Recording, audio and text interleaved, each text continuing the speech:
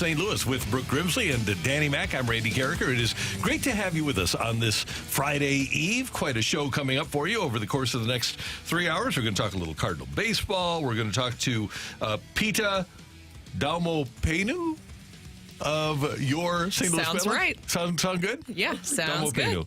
Well, we'll get it going. And we're going to talk to Jeremy Rutherford about some Blues hockey. Your time check, by the way, at 7 o'clock, brought to you by Clarkson Jewelers, an officially licensed Rolex jeweler. I'm trying to be responsible, kids, and turning my phone down. What do you think of that as the show starts? You happy? Yes. Thank you. So isn't it normally your YouTube page that goes off? I haven't used my computer. Okay. Yet. So how are we doing this morning? Doing pretty good. Yeah. Doing pretty good. Better than Yoshi. Oh. Yoshi Randy. Yamamoto. Not so great. And I know that we're just coming out of spring training, but it wasn't exactly a great spring training for him. And then you have what happened early this morning. How are we feeling about Yamamoto? Can you imagine if you're a Cardinal fan and they'd signed Yamamoto? Like, people would be going nuts They would be this going morning. Crazy, Yes. Dan. Yamamoto Crazy. went one inning against the Padres. He allowed 5 runs on 4 hits. Every run was earned. Walked 1 and struck out 2 through 43 pitches in his inning of work. And right now, the Padres lead the Dodgers as they play in the middle of the 5th, 10-6. So it makes some sense, I think, after 43 pitches to get him out because he's getting roughed up. You don't want him to be just bludgeoned in this game, even though the first inning he was. And you have some time to wait for the Cardinals to come to L.A., so you might as well get other guys in there and make sure that if you don't see something that's right with him, clearly it wasn't right in the first inning, then just get him out of there, work him on a side session, and get him ready for the Cardinals. Took him 43 pitches. Yeah.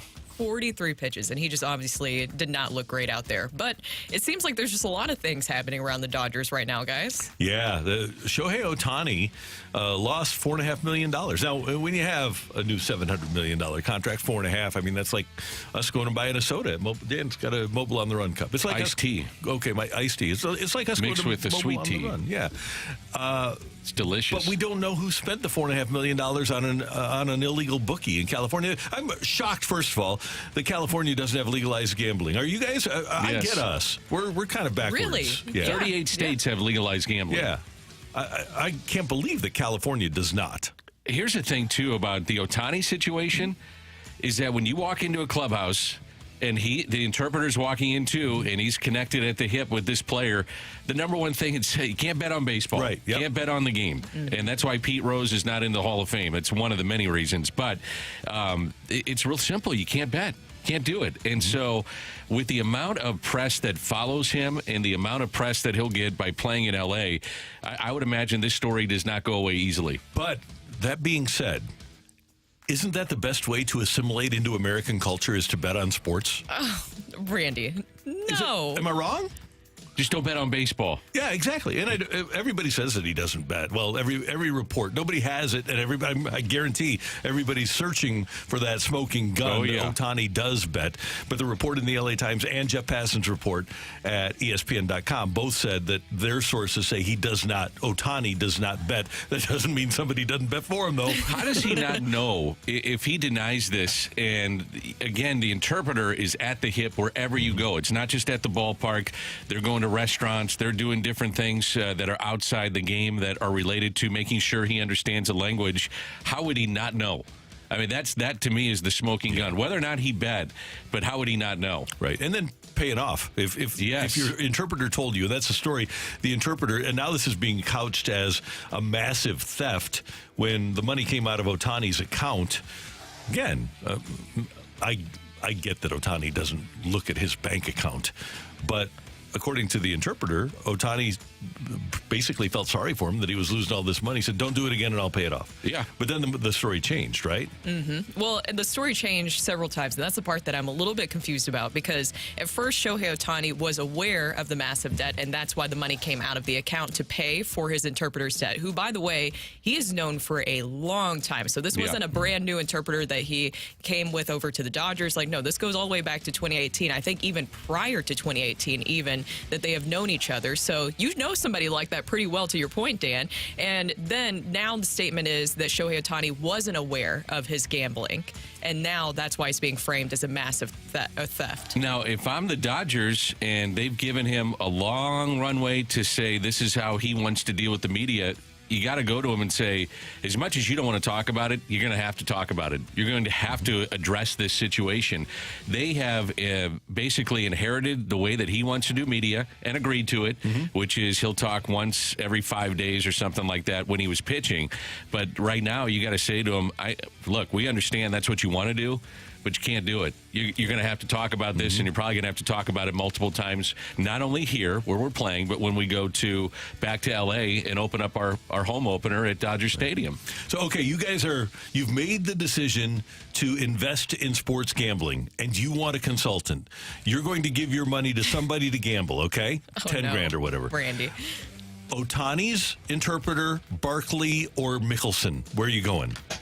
I'm going Phil, although he's lost a lot of money. I was like, I don't like any of those choices because they all have seemingly lost a lot of money. If you go with the interpreter, I mean, he just lost, what is that? That debt was $4.5 million. I don't know if I want him. And by the way, we shouldn't leave Michael Jordan out of this either. Or Perry the Fixer. Didn't he do the UNLV scandal? Yeah, but he knew what was coming. That's the one to invest in. Right, that's the guy I'm looking for. That's the one. I got to do a deep dive and do some research on somebody I can get in there that's fixing games. He and the UNLV players did into the hot tub. In a hot tub before the national championship. That's so bad. So now, what is the next step, though, you believe, for Major League Baseball? They're going to have to do an investigation at this point. And then you bury it. Really? You investigate and bury it. It's just like Spygate. Don't you think that they kind of, if they would have put Pete Rose in the Hall of Fame by now, that maybe it would still be an issue, but then you wouldn't have that exact example to look back on? You could say, well, at least Pete Rose is in the Hall of Fame at this point. Pete, though, is different because he was managing, and you could say that he was doing moves not for the moment, but maybe ahead the next day or the day after that. And in doing that, it would change the outcome of games. And that's one of the reasons why he's not in the Hall of Fame. Yep. Baseball last night in Florida, the Cardinals hammered the Nationals 13-4. Dylan Carlson with an opposite field home run that he hit left-handed. That is significant. It is. Yeah. Now, we've come to the conclusion here that he actually hit it from the right side, even though he hit it left-handed. Right? We didn't? We didn't come up with that? We're going to confuse an entire group of people who've been watching baseball their entire lives. Well, it does make sense, though. You're in the right side of the batter's box. It's very mean. Yeah. And Steven Matz, 4 innings, 3 strikeouts, no walks. He allowed 6 hits, 3 runs, 1 earned. So there's your Steven Matz start. That's basically, you give him an extra inning. And that's what you'll get. I think if you're a Cardinal fan this morning and you hear about Carlson and you just wonder what effect that has on whether or not they bring up Victor Scott.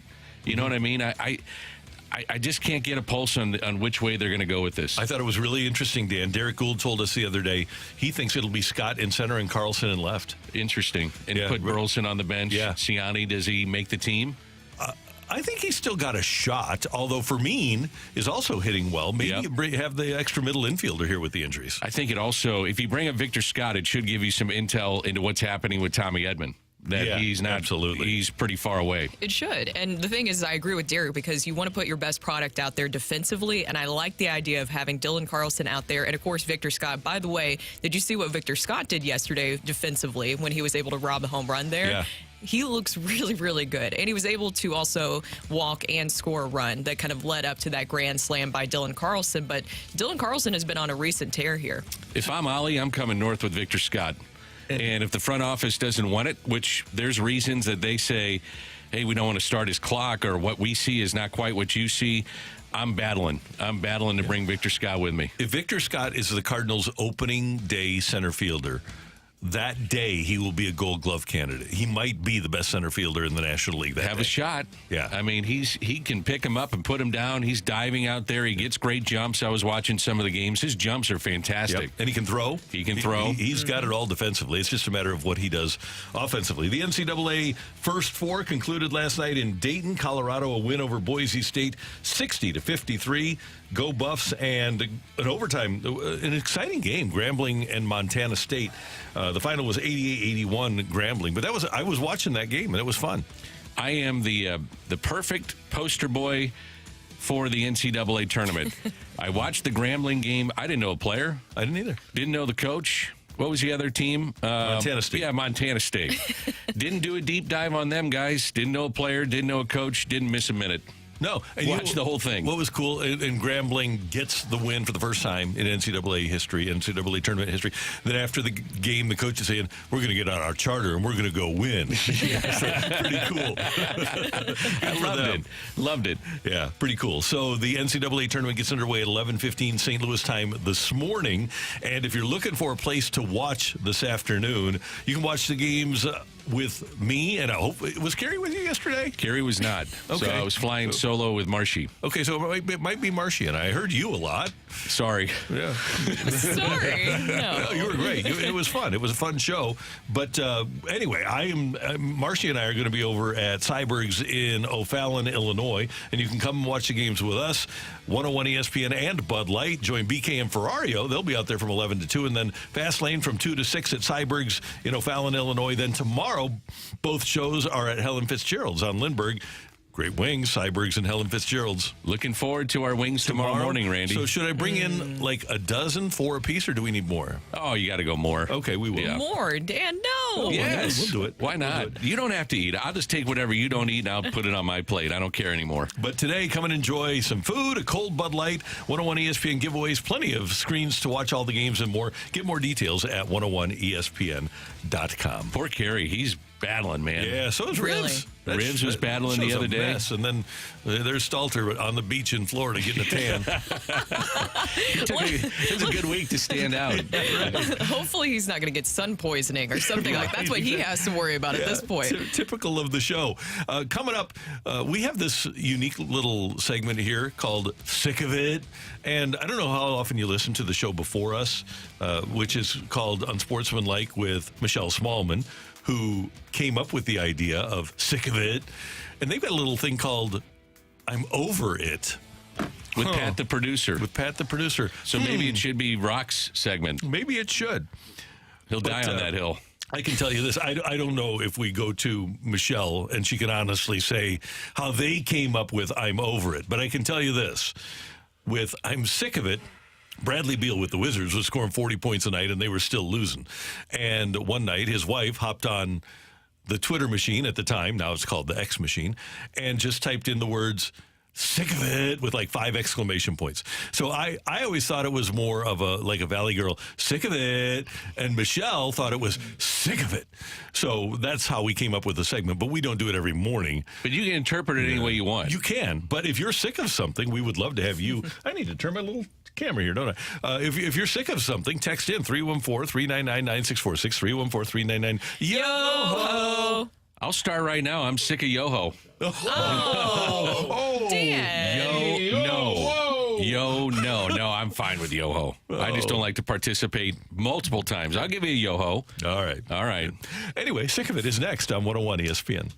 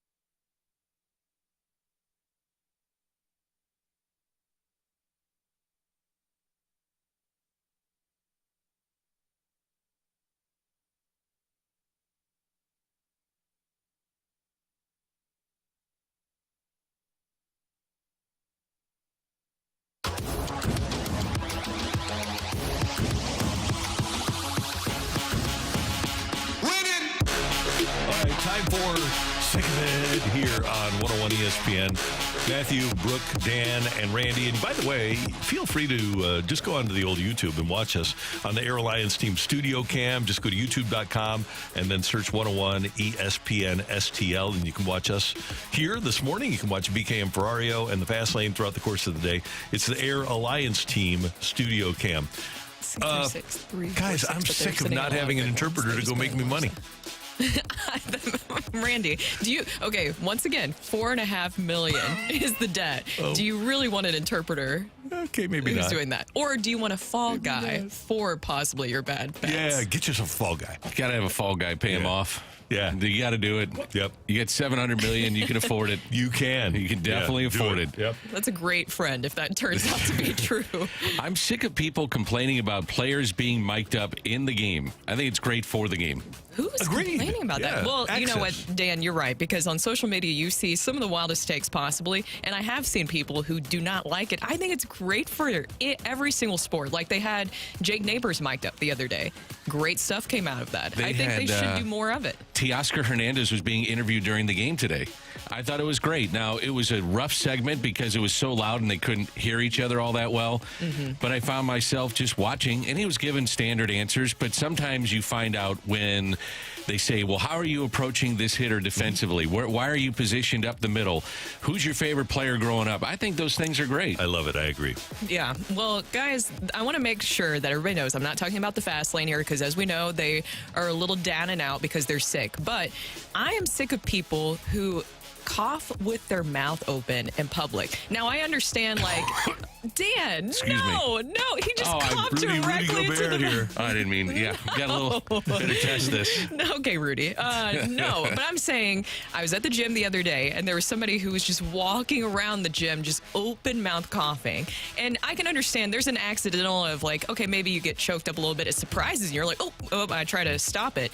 But just have the courtesy of at least to do the little shoulder cough or cover it in some way, the arm, something like that. I hate when you just walk around. You have to know that there's other people around you, and if you're sick, then you're spreading it. Agree with you 100%, 110%. Haven't you guys been in those situations before where somebody's just coughing? Maybe you're in a public place or even on a plane. Come over to my house. Are you saying there's a lot of open mouth coughing? Oh my God. We tell our kids, cover your mouth. When they were little. Now they do it. They're getting grown up, and I have two 15-year-olds, a 17-year-old, and 18-year-old, and if they're not covering their mouths by now, it's over. It's over. Well, and if you're in the comfort of your home, it's one thing, but out in public, you don't even like it at home. Cover your mouth. Yes, at home, I get that. So what is the age cutoff of, you say, okay, a child, because as you mentioned, Dan, when they're kids, they're going to do that. They're still learning. Mm-hmm. But what is the age cutoff of, okay, you need to be covering your mouth at this point? This is more like an Uncle Randy question, I think. I think once you reach teenage years, once you reach 13, party's over, and you should be covering your mouth all the time. You want them off the payroll at age 13. Yeah. Just get out. You're out. You're out on your own. Yep. That's terrible. Well, I agree. 13. Twice that apparently is the way we go here, Dale. 26? Yeah. Okay. 26. I feel I'm in for it, too. Yeah, you are. Yeah. By the way, hey, Shohei. Yeah, Shohei. There you go. I'm going to take it even further. Just learn how to cough into your... I do it all the time. Yeah, people... It's easy. Like, that's the only way to cough. Sneeze. Like, if you're out here, like, walking through, like, the grocery store, and I see you just doing, like one of these, and then all of a sudden you're doing... Hey! What are we doing here? That's into the arm. By the way, honestly, that's better though. At least trying to cover it. Yeah. But if you're just like literally just fine, like coughing, I'm saying we can have a higher standard for people. Let's go. Sneezing, that can sneak up on you. Yeah, that's true. That's true. All right, what do we got on the text line there, Matthew? People are mad. I'm sick of all the mobile order pickup spots at stores. Why should I have to work harder and go into a store? It's pretty easy, actually, to order on the app and walk into a store and pick up a bag and walk out. It's not that hard. It's really not. Get some steps in. Come on. Get some steps in. I take the steps here instead of taking the elevator. Oh, wow. They're angry Yeah, today. totally. Me too, Dan. I also do that. I have yet to see you walk up the steps, Brooke. Not a single time have I seen it. If there is an elevator available, I'm going to take it. So can you read that one? Do you still have that one?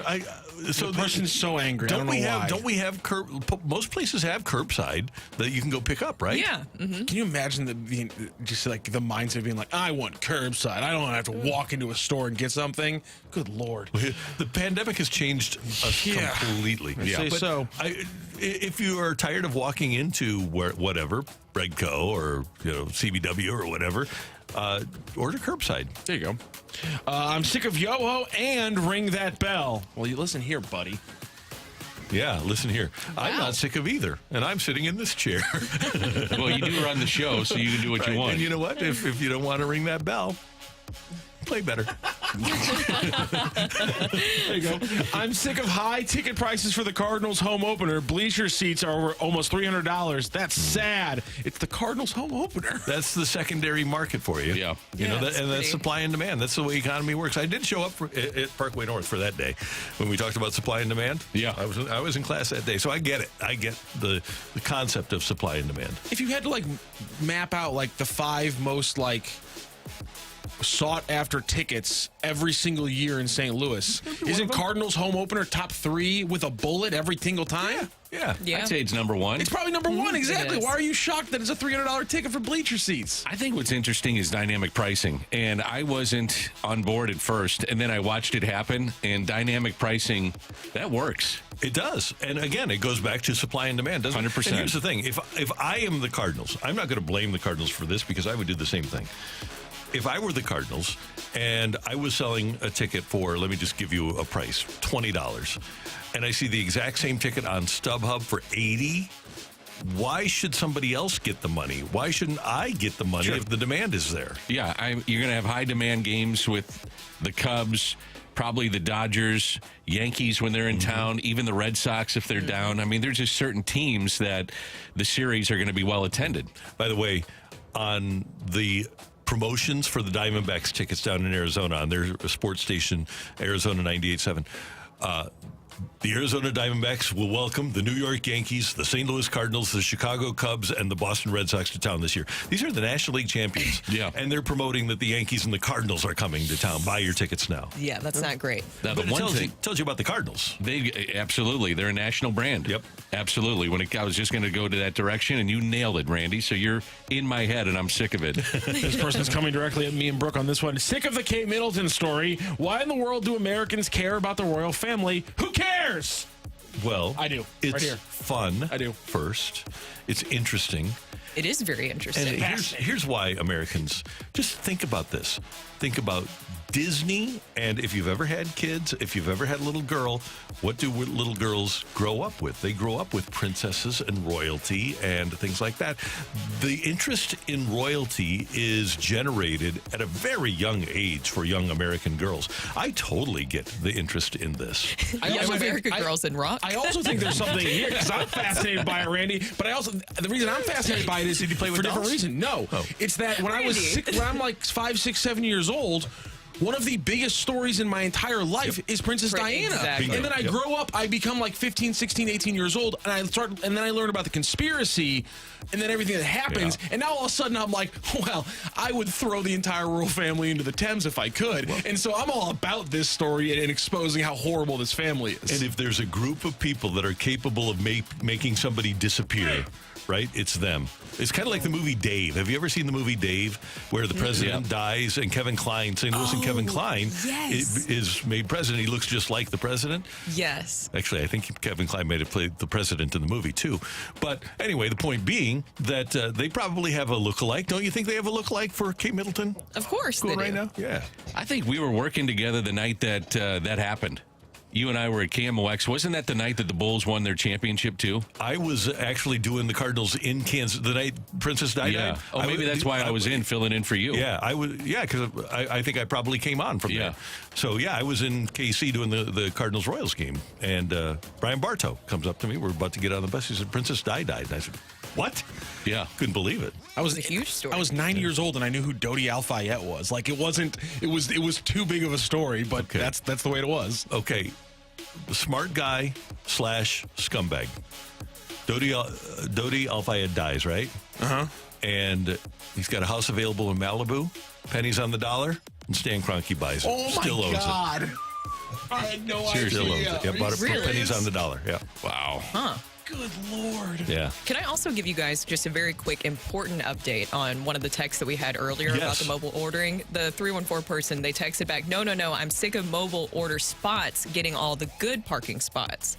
Oh, yeah, that's reasonable. So the pickup spots. It's like Exactly. 2 spots, my guy. That's reasonable, Well, though. no, if you go to some places, there's quite a few mobile ordering because they are trying to encourage that at some big's of the the bigger parking stores. Target? Yeah. Target has tons of them. Now, restaurants, you're right, it's only 2 or 3, but still, not many people are getting curbside these days, so maybe one curbside sign. But you're right, for the big box stores, especially Target, that's the one I go to, they have a lot of them. Did Matthew want to grow up as a princess too, or is that your No. infatuation with it? And that's fine. I don't care. I am an Anglophile, though. Like English and European history is kind of like my thing. Okay. So it kind of, but like it also peters out at a certain point. Okay, it's got 3 corners. What's it called if you're an Anglophile? Anglophile, not Anglophile. Never mind. I'm sick of Matt Carpenter getting too much playing time in the middle of the order, taking away from time from young players. Hey, get ready for Matt Carpenter to be your opening day designated hitter. With the injuries and the way he's hitting, Brooke, you said it right off the bat when they signed him. I would not be surprised now because I wasn't anticipating the injuries. With the way he's hitting, would you guys be surprised if he was I would not be surprised. your opening day DH? Wouldn't surprise me. I think they'll find a way, one way or another, to get him in at bat. So whether it's as a DH or pinch hitting, and I bet he gets one of the loudest ovations of anybody on opening day, if not the loudest. But I think in L.A., he might. Oh, okay. I be was in thinking the home opener. I think he might be your starting DH because it's looking now like they might play Donovan in left. And everything is dependent upon what happens with Victor Scott, right? But I could see Donovan in left and Gorman at second and Carpenter as your DH. What about Burleson?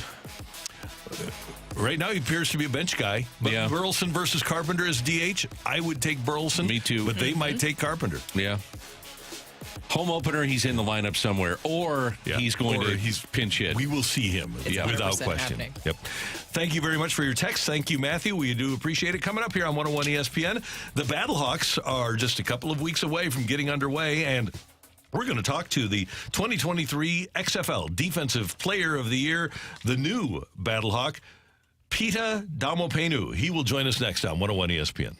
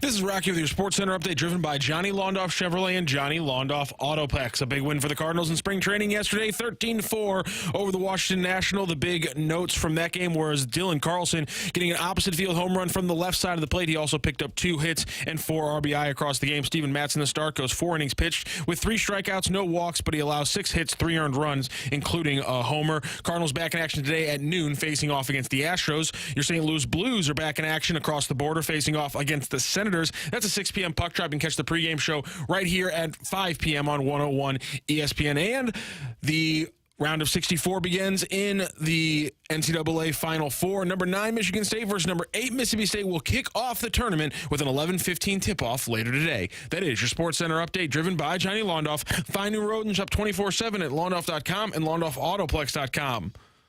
Are you kidding me?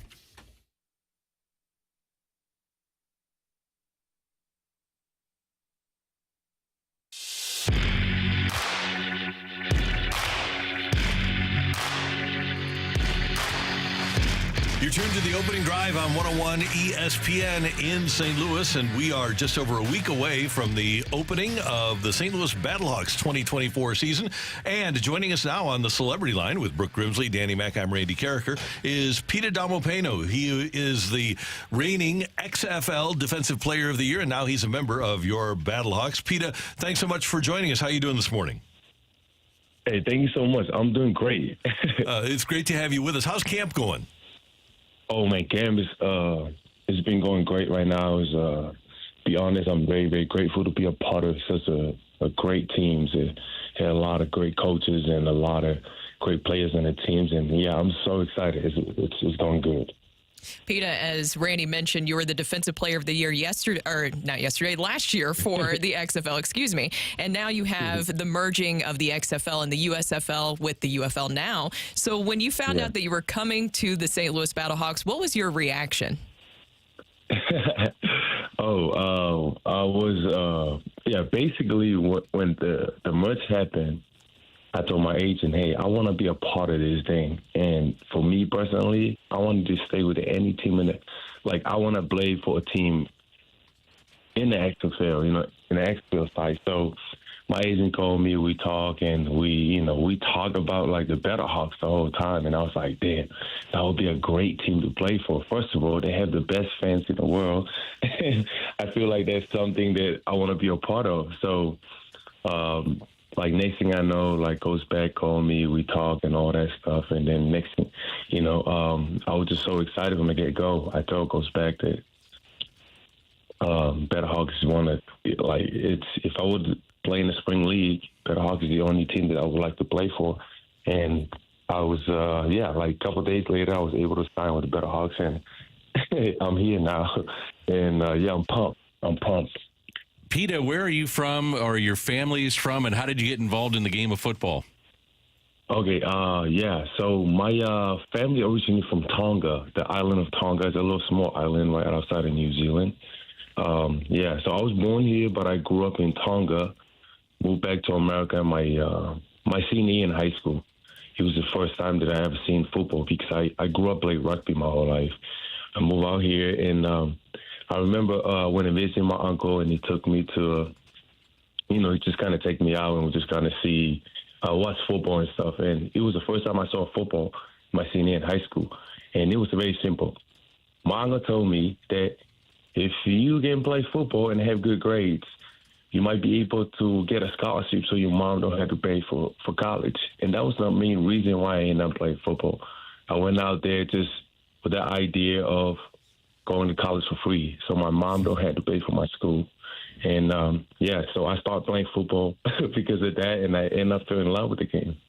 Okay, a couple of things, Pita. Number one, waking up the morning after a rugby game or the morning after a football game? What's more painful?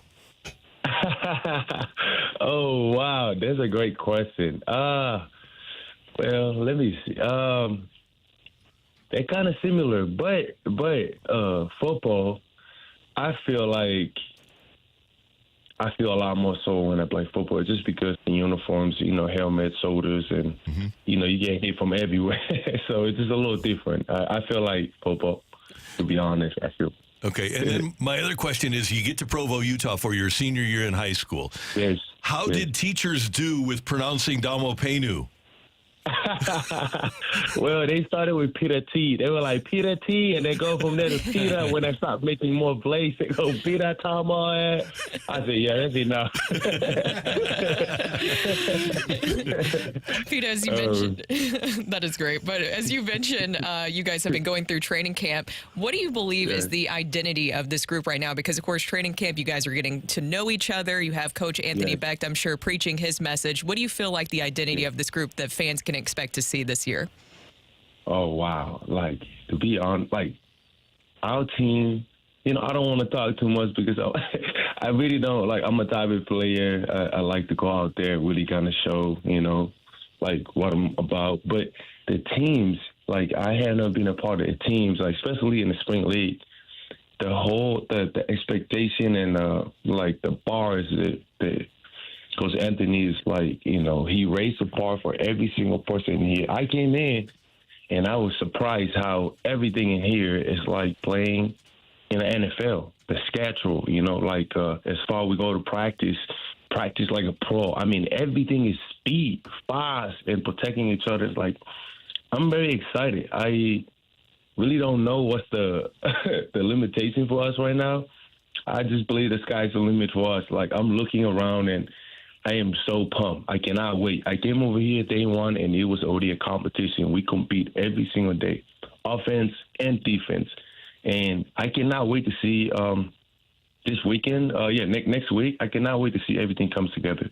I truly believe that we had the best team in this spring league, and I cannot wait to go out there and execute with all my teammates.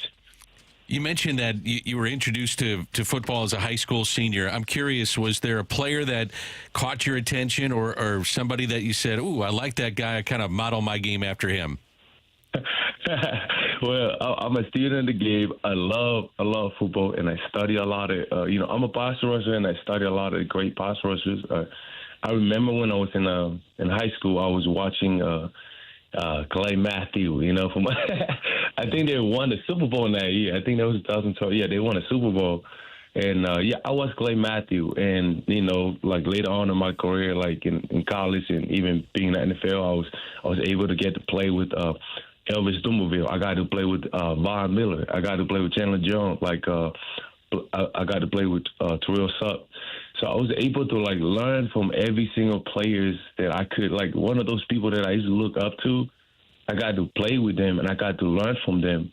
Because something, I feel like when it comes to football, like, you can only learn it by kind of be around that person. It just kind of the energy come around from that person. I was able to see how they prepare themselves for practice and just kind of pick up their fundamental and techniques and the way they study the assignments and, understanding that, like, football, like, you got to have that little 20% effort that nobody can ditch you but yourself, and you had to kind of, like, just switch up, like, when you're on the field. And those are one of the things that I learned from those guys that helped me, later on, like, now in my career. And, I like to share with some of the younger guys in our team. And, so football is a fun sport to play. Hey, Pita, you've made numerous stops in the NFL, and one of those was in Seattle. So you were around the 12s, and as a defensive player, you had an opportunity to hear and see the impact of that crowd in Seattle. When the Battlehawks come home on April 6th, that Saturday night, what sort of an impact can us as fans make on your defense with our noise? Oh, like last year when I came, like when I was a part of the Vegas team and we came and played you guys at Battlehawks, in St. Louis, I was shocked.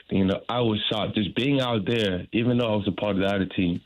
I told my teammate, I'm like, wow, the fans out here are so great that it's something that I want to be a part of. I'm looking forward for like our second games to be out there with the boys, because I know that's going to be so great. Like, the fans at home is going to be so great, and we promise we're going to match that energy. We're going to bring the heat, we're gonna bring the heat, and we're gonna make sure we come all out. And so you guys the respect you guys deserve. Well, Pete, I got to tell you, it's taken 10 minutes, and you're my favorite player already because of the way that you're handling yourself in this interview. Do you ever think about, and it's not anytime soon because you have a long playing career, but do you ever think about broadcasting? Man, I'm a little shy type of person. I really, I feel like you guys do a great job of making me feel comfortable, to speak up and talk, but. In general, I'm a little shy. Well, you couldn't tell from this. It's awesome. You're great. Pita Taumoepenu. How did I do with the name Taumoepenu? Oh, that's not that bad. That's like I've always believed I gotta make more plays so that way you can start practicing my name. So when when I'm going out there get sacks, you're gonna start practicing to say my name. By the end of the season, I'm hoping you're going to say it perfect. So tell us how to do it perfectly. Okay, so my word is like my last name is three words, but basically we put it together. So it's Pita. Yeah, so it's Pita. Oh yeah, the last name is going to be Taumoepenu. Taumoepenu. Got it. Okay. Yes, perfect. Taumoepenu. We'll have it. Yeah, absolutely, Pita. He sounds like you're tonguing. Hey, have a great day of practice, and we can't wait to see you here on April 6th, and good luck in the opener when you start things up next weekend. Sounds great. Thank you guys so much. You guys have a great day. You too, Pita. Thank you. Pita Taumoepenu here on 101 Taumoepenu? Yep, we got it down. That's my favorite player already. He's great, isn't he? Nice. Number 7. That was fun. Yeah, he's great. So thanks to Pita for joining us. Coming up, get your text in to the Air Comfort Service text line, 314-399-9646, 314-399. Yo-ho! Take it or leave it. We want positive, happy, take it or leave it on this Friday Eve. Next on 101 ESPN.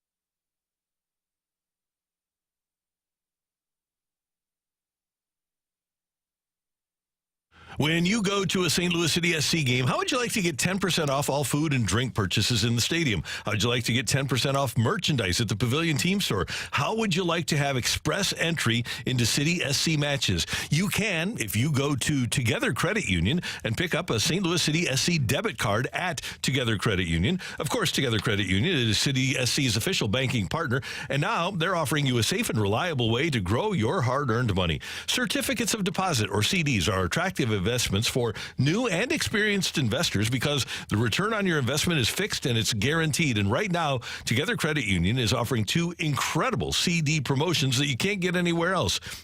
The first CD rate option, an 11-month CD term with a 5.40 annual percentage yield. Your second CD rate option, a 19-month CD with a 5.00 annual percentage yield. Both options require a minimum balance of $1,000. All you need to do is go to your nearest Together Credit Union branch or visit togethercu.org today to learn more. Early withdrawal penalties apply and may reduce earnings as the account on the account. Rate offers are accurate as of January 18th, respectively. Rates are subject to change without notice. Other rates and terms apply. Membership eligibility required. Federally insured by the NCUA.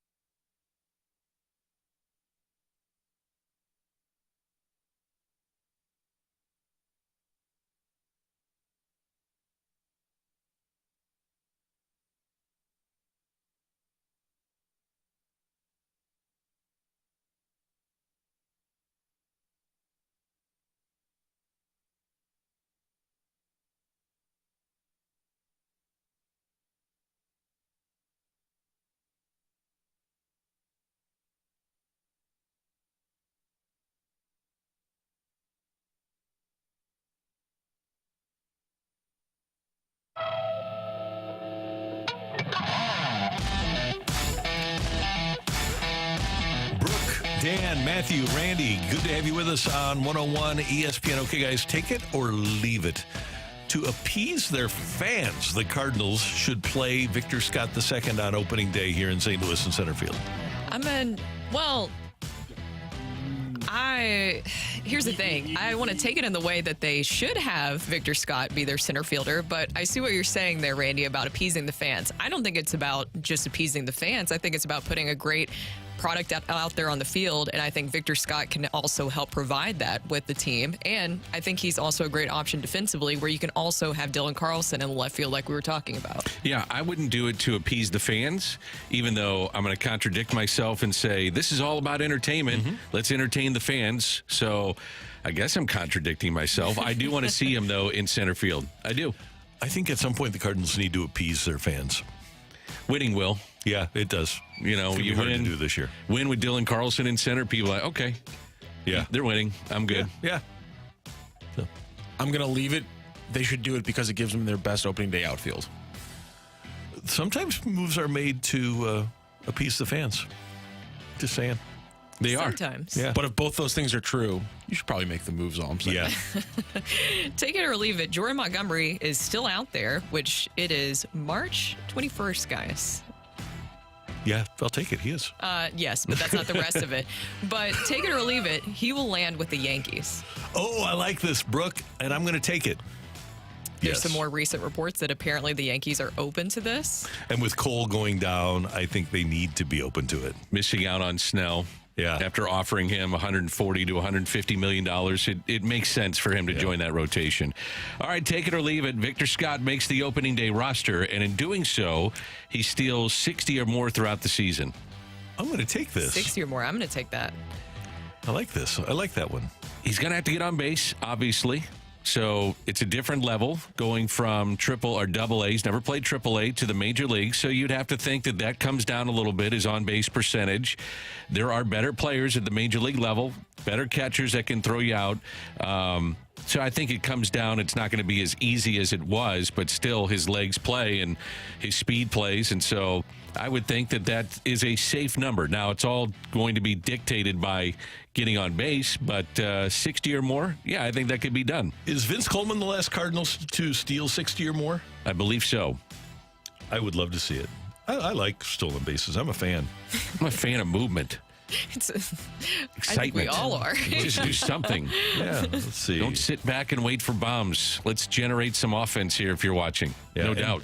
If we go back, Dan, to the 82 team, we all talk about the Cardinals acquiring Ozzie, but Lonnie was a huge person on that team because he brought that top of the lineup presence that the Cardinals hadn't had since Lou Brock in his prime. And I think Lonnie stole 68 bases in 1982, 5 in a game, by the way, in San Francisco one night in 82. But he was really the spark plug to that offense. Lonnie Smith was great that year. I think Lonnie is going to be remembered for not scoring on a ball hit in the World Series. Remember, rounding second, and he was kind of deked out of the play. And if he scores, maybe the Braves win that World Series. Yeah, he will, unfortunately, because he was a really good player. Yes, he was. He won World Series with the Phillies, the Cardinals. I don't think he was on the 95 Braves, but he also won with the Royals in 85. Yep, that's right. Take it or leave it. Today and tomorrow are the best days of the year to play hooky. I'm currently battling about leaving at lunch.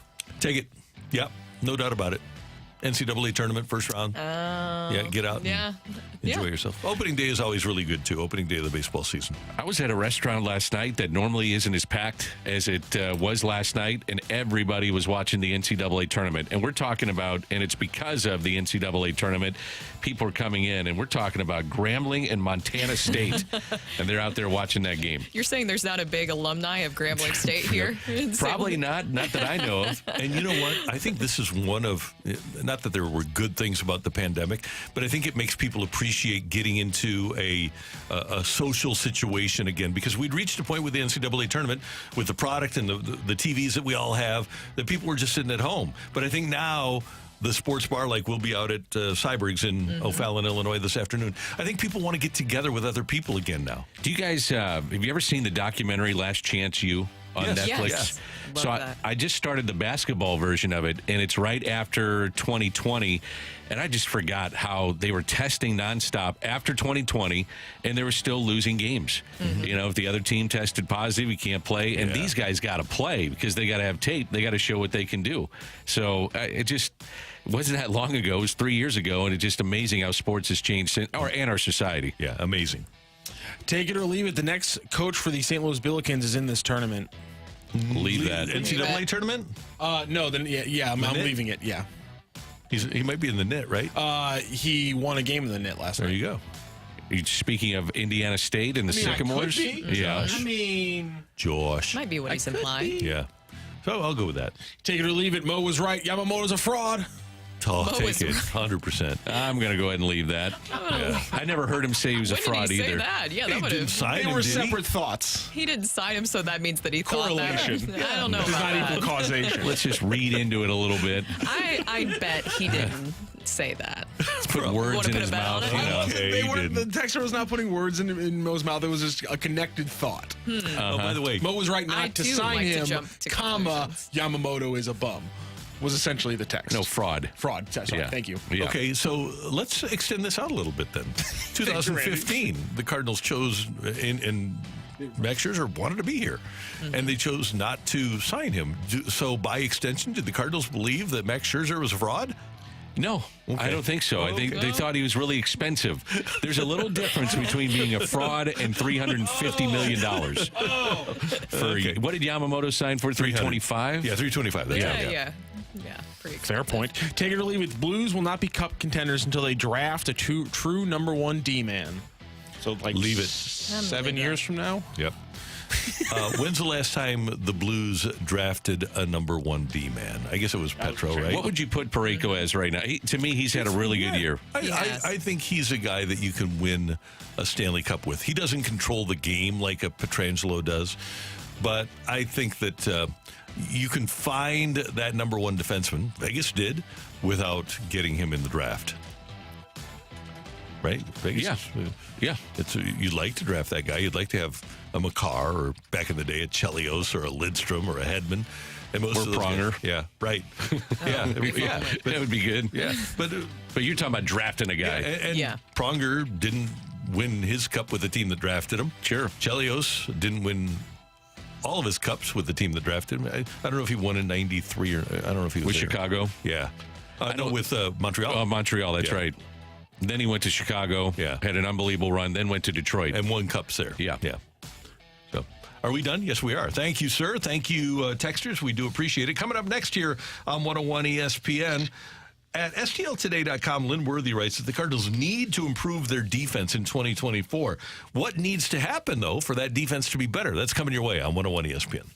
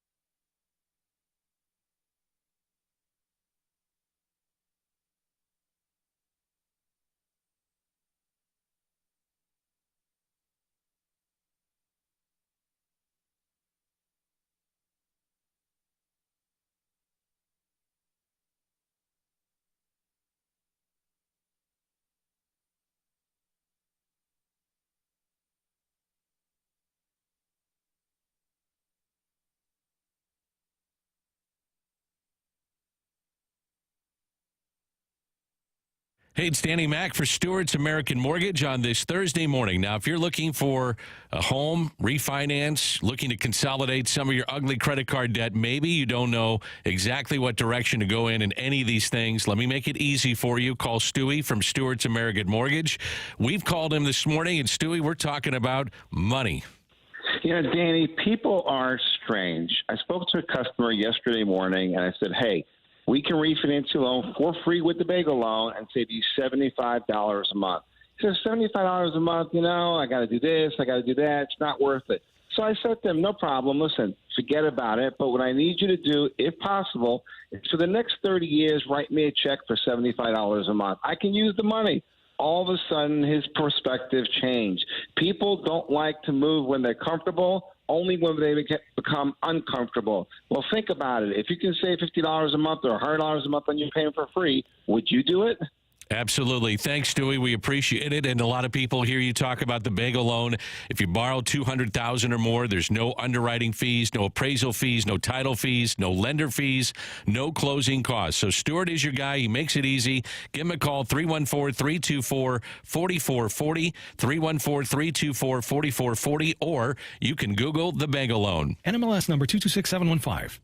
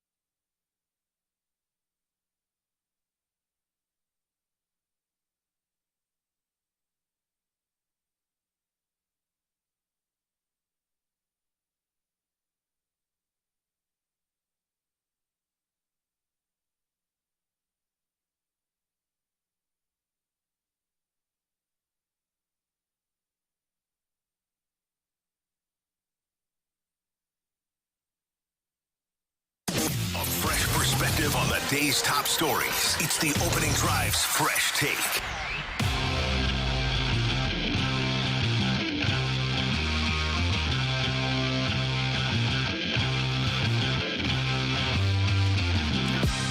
In St. Louis, time check brought to you by Clarkson Jewelers, an officially licensed Rolex jeweler. Brooke, Dan, and Randy. And an interesting piece by Lynn Worthy at STLtoday.com talking about the Cardinal defense, which under Mike Schilt and Ollie Marmol, 2019 through 2022, led the majors in defensive runs saved. But last year, they regressed to -7. They were 20th in defensive runs saved in Major League Baseball. And there were a lot of reasons for that. But one of those was the lack of stability among the defensive players. 8 players started at second base, 6 in center field, 5 at shortstop, and of course you had the kerfuffle with Wilson Contreras behind the plate. And one of the things that Ollie Marmol is going to try to do this year is to try to get players to play a position every day so that they are ready to play it and used to playing that position. I do think that does cause problems. Last year, some of those problems were the result of injury, but others were just in my opinion, poor deployment of players. And you need, in my opinion, to have players know their role every day. And how do you get better? By having reps at the same position every day. And that's what Ollie Marmol seems to be committed to going into the season. And he has said as much because he believes that is also a huge benefit. But as you mentioned, there was a lot of injuries last year that even prevented him from having a consistent lineup. And then this year, you have the injuries with Lars Nootbaar and Tommy Edman going into the season. So you're already having a little bit bit of trouble of what exactly this outfield will look like. I'm interested to see how this all shapes out because right now it's still a competition, and I want to know what this outfield will look like. Do you have Dylan Carlson out there? Do you have Victor Scott? Is he going to start the season on the opening day roster? What do you guys think? Well, I'll go back to what Randy said. I mean, they were 20th in defensive run saves, so that's not good. Randy stole my thunder on all of what I was about to say, which is consistency with a lineup, consistency with guys playing their normal spots. And I don't put this all on Ollie because health was so much a problem of last year, keeping guys healthy. Hell, what's he supposed to do? Well, you got to field 9 guys, and they're going to be out of position, some of them. This is an organizational issue, and it's water under the bridge, but the fact of the matter is the worst defensive player for the Cardinals was Jordan Walker, and it's inexcusable that he wasn't playing the outfield in the minors in 2022 because the Cardinals knew that if Nolan Arenado wasn't going to be their third baseman if he opted out, that Nolan Gorman was. They knew, I knew, that Jordan Walker was not going to play third base for the Cardinals and that he ultimately was going to play the outfield. So to have him be your worst defensive player last year, and by all accounts he's improved this spring, but that's on the organization, not on Ollie, but on the organization. This is hard to believe, but they were 29th in baseball. They had a 670 rating in defensive efficiency. So you're saying, okay, what does that mean? That means they turned only 67% of the balls in play into outs. The last time that happened to the Cardinals was in 1930. So when we talk about being defensively better, they have to be better. I don't see any way how they could be any worse than they were a year ago. And guys, there are a lot of beliefs about what the definition of the Cardinal way is. But going back to George Kissel and my introduction to good Cardinal baseball with Whitey Herzog, the success of the Cardinals over the years has been predicated on pitching and defense. Defense is such a big part of Cardinal history. And you go back to maybe the best defensive infield in the history of the sport with Oberkfell, Ozzie, Herr, and Hernandez at first base. And they won the World Series in 1982. They had great defense when they won the World Series in 2006. They had great defense when they won our buddy Chris Duncan notwithstanding. The 2006 World Series, some drops. That's all right. It happens. You drop a couple balls in the World Series, all of a sudden they think you're a defensive liability. And the 2011. And last year the defense was bad. But this year the defense is capable of being good. And Mason Wynn, we know. If Mason Wynn never gets a hit, we know he can play defense. We know that Nolan Arenado can play defense. We know that Goldie can play defense. I'm confident in Brendan Donovan. I'm not as confident about Gorman as they are, but they're very confident in Nolan Gorman's ability to be at least average. So what it comes down to is, can you go get the ball in the outfield? That's one of the reasons that I'd like to see Victor Scott II, because we've seen it for years. And again, the people that watched Curt Flood play, those of us that watched Willie McGee play, those of us that watched Jim Edmonds play, having a great defensive center fielder goes a long way towards helping you win a World Series. It really does. And you saw it even last season when they were struggling to figure out what they needed to do with the outfield, that it really made a difference when Tommy Edman was able to take that role over. Now, that's what I'm trying to figure out here is what exactly do you do here? Because you mentioned Mason Wynn. I think that's another intriguing part of this because he has been kind of quiet this spring training. What does things look like defensively, and how does Ollie Marmol balance this, not only defensively, but also offensively? Because you also need to make sure that you're putting that out there every single day in your lineup. Well, you're going to have 5 really good hitters, and you saw what Mason Wynn did in the minors, and you know that he's going to be a good defensive player. He's always taken some time to adjust, or offensive player. He's always taken some time to adjust to a new level. I have no problem with Mason Wynn. If Mason Wynn is playing defense for me, I want to, first and foremost, the first thing I want, I'm not worried about offense. I can make runs. I want to have a great defense. And Mason Wynn is far and away my best defensive shortstop, so I want him on the field. I think it starts with, too, what do you look like up the middle? And I'm going to include Contreras with this, too. Yep. He needs to be better than he was a year ago behind the plate. I'm with you guys. I think Mason Wynn will be fine defensively. My concern will be his adjustment offensively at the plate. Just such a young kid doing that. I think your best defensive alignment is Donovan at second base, playing there consistently. Agreed. You're going to have, as you said, Randy, Nolan Gorman's going to get his spots. I don't think he's as bad as people maybe make him out to be. He's fine. He's serviceable. Average. Yeah. He's average. And then the combination of Edman and Scott in center is actually very good defensively. Tommy Edman, to your point, Brooke, defensively, metrics-wise, analytically, was outstanding. he was very good. So I just think it starts up the middle, and I already know what I have at the corners, which is very good infield defense. I'm a little concerned about Walker and Wright. I think you'll have, at times, glaring errors. I think he's still learning as he goes. Now, is he going to be like he was last year? I don't think so. I think he'll be much better, but there's still a learning curve there. And in left field, I think if you're starting Burleson, the way I'd approach it is that he gets a couple of at-bats. If my team's leading, he's out. You get to the 5th or 6th inning, get somebody else in there that plays better defensively. I think if you do all those things, they're better, but it's predicated on health and making sure guys are available to answer the bell every single day. And I like Alec Burleson a lot, but I also think that he would be a huge asset on your bench to be able to have. And I think that he could be that other outfielder in this situation because Dylan Carlson, his bat has been heating up. I like that he's been kind of leaning into more of this competition, and I would rather have him in left field. I think that if we're talking about defensively what will work best for this team, you have Victor Scott as your center fielder, Jordan Walker in right field, and then Dylan Carlson as your left fielder, because I do have some concerns still. The fact that you could have Jordan Walker, who's still learning how to be a good right fielder, and then if you also put Alec Burleson, who we even know, the Cardinals even mentioned, and Alec Burleson was very open this offseason about how they told him he needs to get better defensively, and I don't know if he's fully there yet. Now, offensively, he's there. Defensively, I still have some concerns. So if we're putting the best product out there defensively for your outfield, I'd have some concerns about Walker and Burleson in your outfield at the same time. Let's assume, though, that Victor Scott isn't here. I think that's a safe assumption that Victor Scott isn't going to be here for the first month or two of the season. How about Donnie Baseball in left? I'm there. I think, and especially if you're trying to figure out your DH situation, someone's got to move, and that would be Donnie going to left, and then Gorman at second, and then trying to figure out from there where you're going to go. But I'm with you. I think at times you're going to have to put out a necessity to make sure that you handle the DH situation properly. You put Brendan Donovan in left, and I bet we see that on the first road trip. I hate paper straws on the YouTube chat, going very negative. He says, well, how can they be worse? I'll explain it. Well, it starts with another year of Arenado aging and his range declining. You can add Goldschmidt to that as well at first base, and you still got Walker and Wright, and neither Contreras or Herrera are great defensively behind the plate. I think there's some truth to the guys at the corners declining, but here's what they're declining from being upper echelon players defensively and Gold Glove winners. And Goldie still is. Yes. Goldie had a really good year defensively last year. Yes. Arenado fell off, and we'll see if that is a precipitous decline that's going to continue or not. No question that the catchers need to be better, and by all accounts, Herrera, because of all that work with Yadier Molina during the spring, he's gotten better. That's a shot at Yadi not being there, Randy. I did pick that up. Yeah, I picked up on that.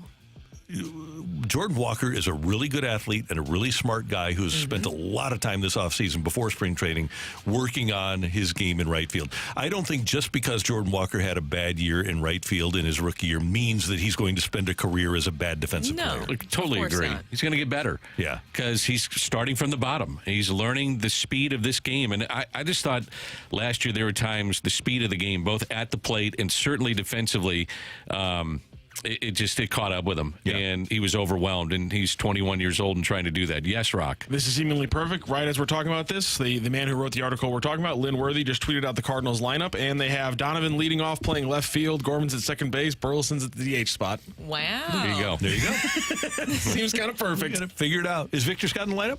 No, Carlson is starting at center field and batting eighth. All right. I would imagine that after what Carlson did last night and starting to swing the bat well, the final week here, you're going to see him get a run. Try to keep him hot. They still want to make that work. Yep. They want the cold dead hands thing to work. And I think there are some probably in the organization that don't want to have Victor Scott start the season in the major leagues. And not that they don't love him, not that they don't think he's had a great spring, but just pumping the brakes a little bit for him. And if you have two guys, if you have both Wynn and Scott, essentially both starting their careers at the same time, that's what teams that don't expect to win do. And that's a good point. The Cardinals do expect to win. You don't want to have two guys, I don't think, that are that raw at the same time. You don't want them to get buried. Right. Because that could happen. I mean, Victor Scott, when the lights turn on, and not buried that way, Randy, but you don't want him to not have success and all of a sudden it just snowballs on him, and that's always a concern with a young player. That's today's Fresh Take on 101 ESPN. Randy. ESPN. I nipped that in the bud very quickly. Well yes, done, thank you. You bet. Coming up, a new look for the Blues tonight in Ottawa. We'll tell you about it next on 101 ESPN. It's time for a DraftKings at Casino Queen Redbird report on 101 ESPN. Brooke Grimsley here for your Redbird report. The Cardinals outfield competition is continuing to heat up. In the Cardinals' 13-4 win over the Nationals yesterday, Dylan Carlson collecting 2 hits, including a grand slam. Alec Burleson had 2 hits, and Victor Scott II walked, scored a run, and defensively robbed a home run. On the mound, Steven Matz allowed 3 runs on 6 hits, including a home run and 4 innings of work. He also struck out 3. Your Redbirds are back in action, facing the Astros today. First pitch is at 12:05 with Zach Thompson on the mound. The Redbird Report is presented by DraftKings at Casino Queen. Play, stay, dine at DraftKings at Casino Queen.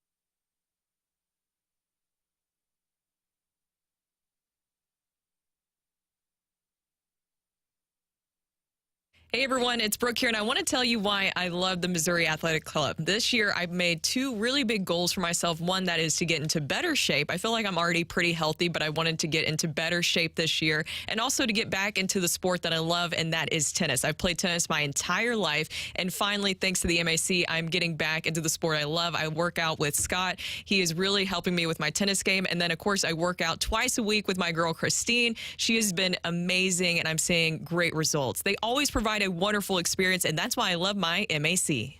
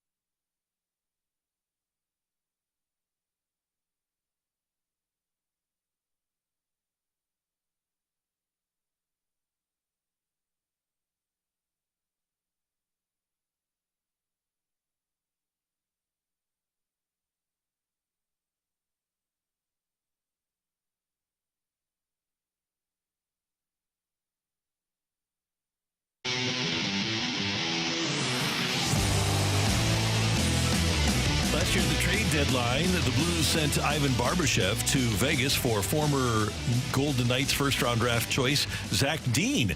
Dean is going to make his NHL debut tonight in Ottawa for the Blues, and we'll have the pregame for you at 5, the action at 6 here on 101 ESPN. Oskar Sundqvist is getting a healthy scratch to open up the fourth-line center role.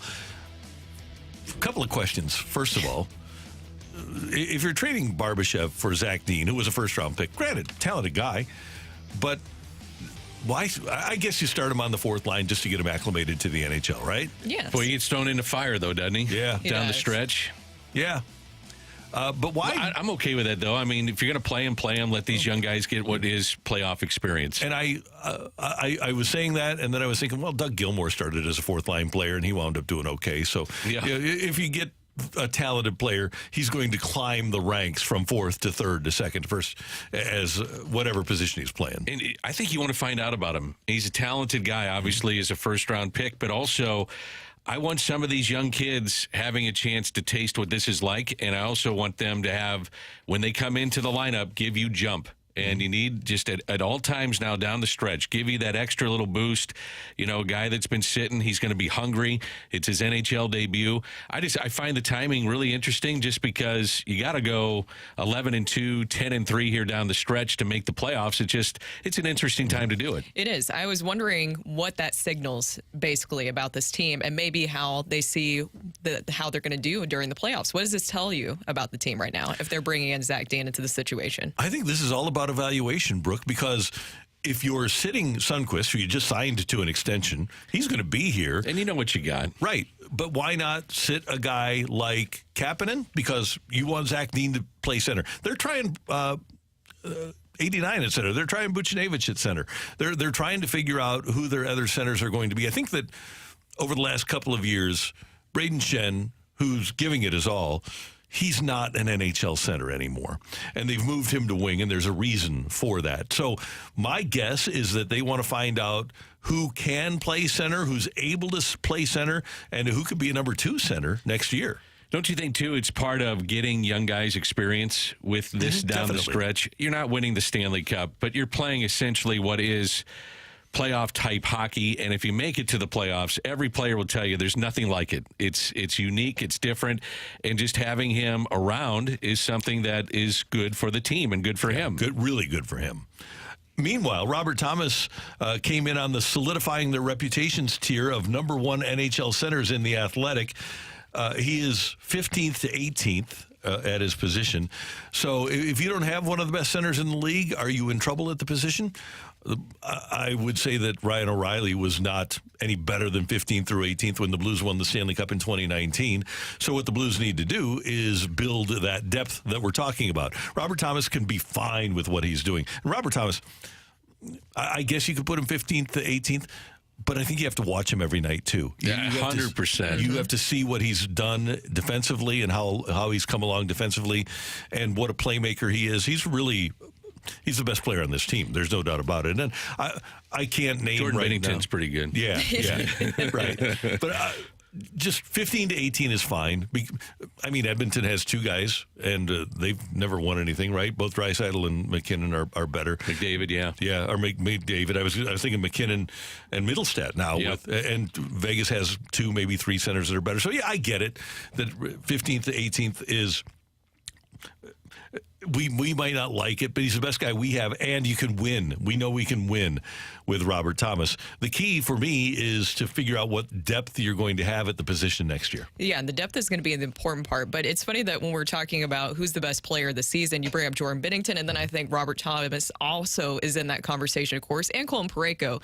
But I feel like if you're an outsider in the national media and you're looking at it, at the big picture, you'd say, I don't think that they're the best, but I think that if you watch the season, Jordan Binnington, what he's been able to do, he's been able to steal away a lot of wins for the Blues and keep them in games. And Robert Thomas, the way that he's been able to handle not only top line minutes this season, but you mentioned Randy defensively, he's handling a lot of other teams' top lines as well, and he's not getting exactly buried in anything. No, he's matched up with those guys night in and night out. I think the national media has been sleeping on Robert Thomas. I just don't think they have taken a hard look, and I understand it. They're not watching it, like you said, Randy, every night like we are, but he's been so good on a team that 5-on-5 is not very good. And he's giving you a chance to win. He's giving you a chance with that line to distribute. He's a great passer. But to your point, Brooke, he's matching up against the best of the best, and not only holding his own, but it sometimes is better on the ice than what we see. Now, somebody says Thomas is a turnover machine. I don't see that one bit. I think when you look at the talent around him, he's done a hell of a job this year. Yes. When he was 20, maybe 19, maybe his second year, Keith Tkachuk and Robert lived with the Tkachuks and obviously grew up with Matthew and Brady. But I asked Walt, I said, who's the NHL comp? And he said, he's going to be Patrice Bergeron. And I spent a couple of years wondering, what are you looking at, Walt? But he is very close to Patrice Bergeron now. Really? Yeah. Well, and then he also worked, I think a lot of people, I saw somebody text in earlier, maybe Adam Oates, and we know that he worked with Adam Oates this offseason. But that's the thing is that you can tell that he has put in the work, and this has been such a great season for Robert Thomas. And I think he has flown under the radar. Yeah, you can win with Robert Thomas as your number one center. That's the least of my worries for this team in terms of what they need.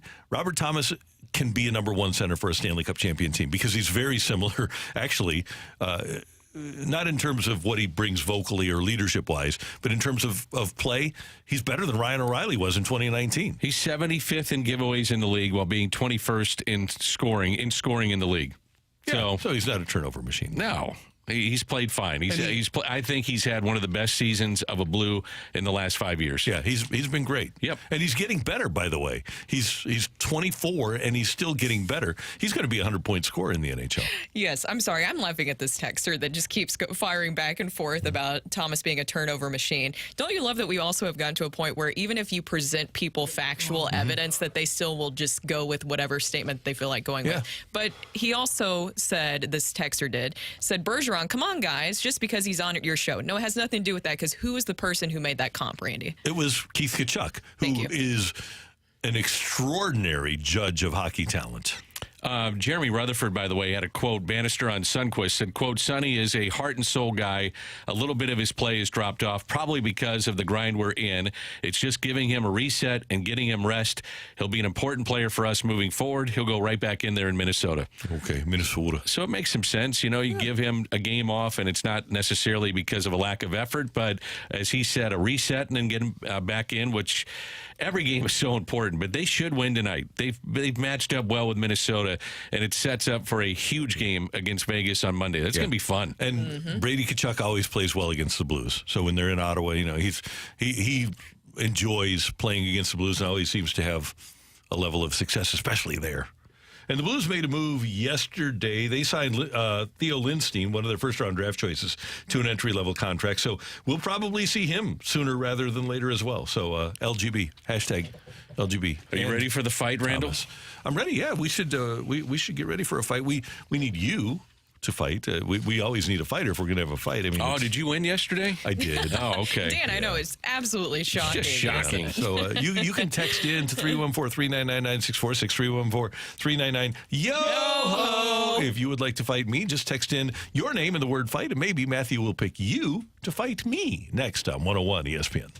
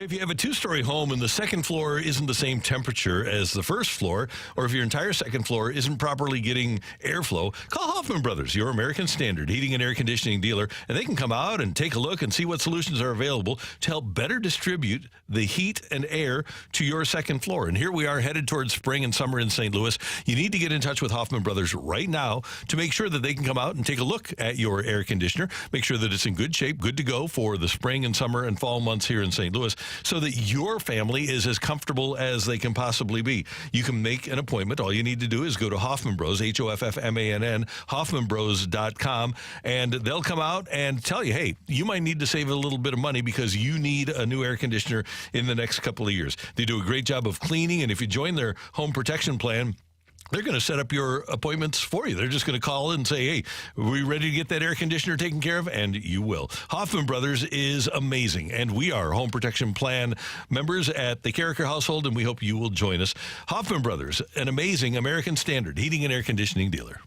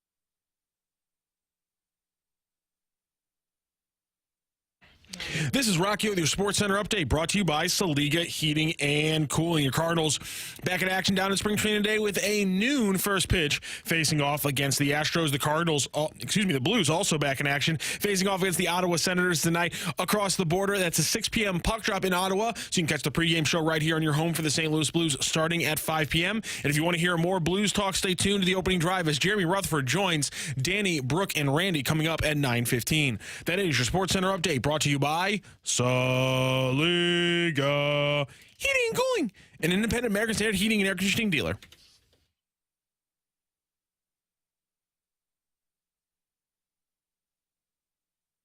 Welcome to the fight. In the red corner, Average Joe Listener. And in the blue corner, the undisputed king of morning drive. Please welcome Randy Carricker.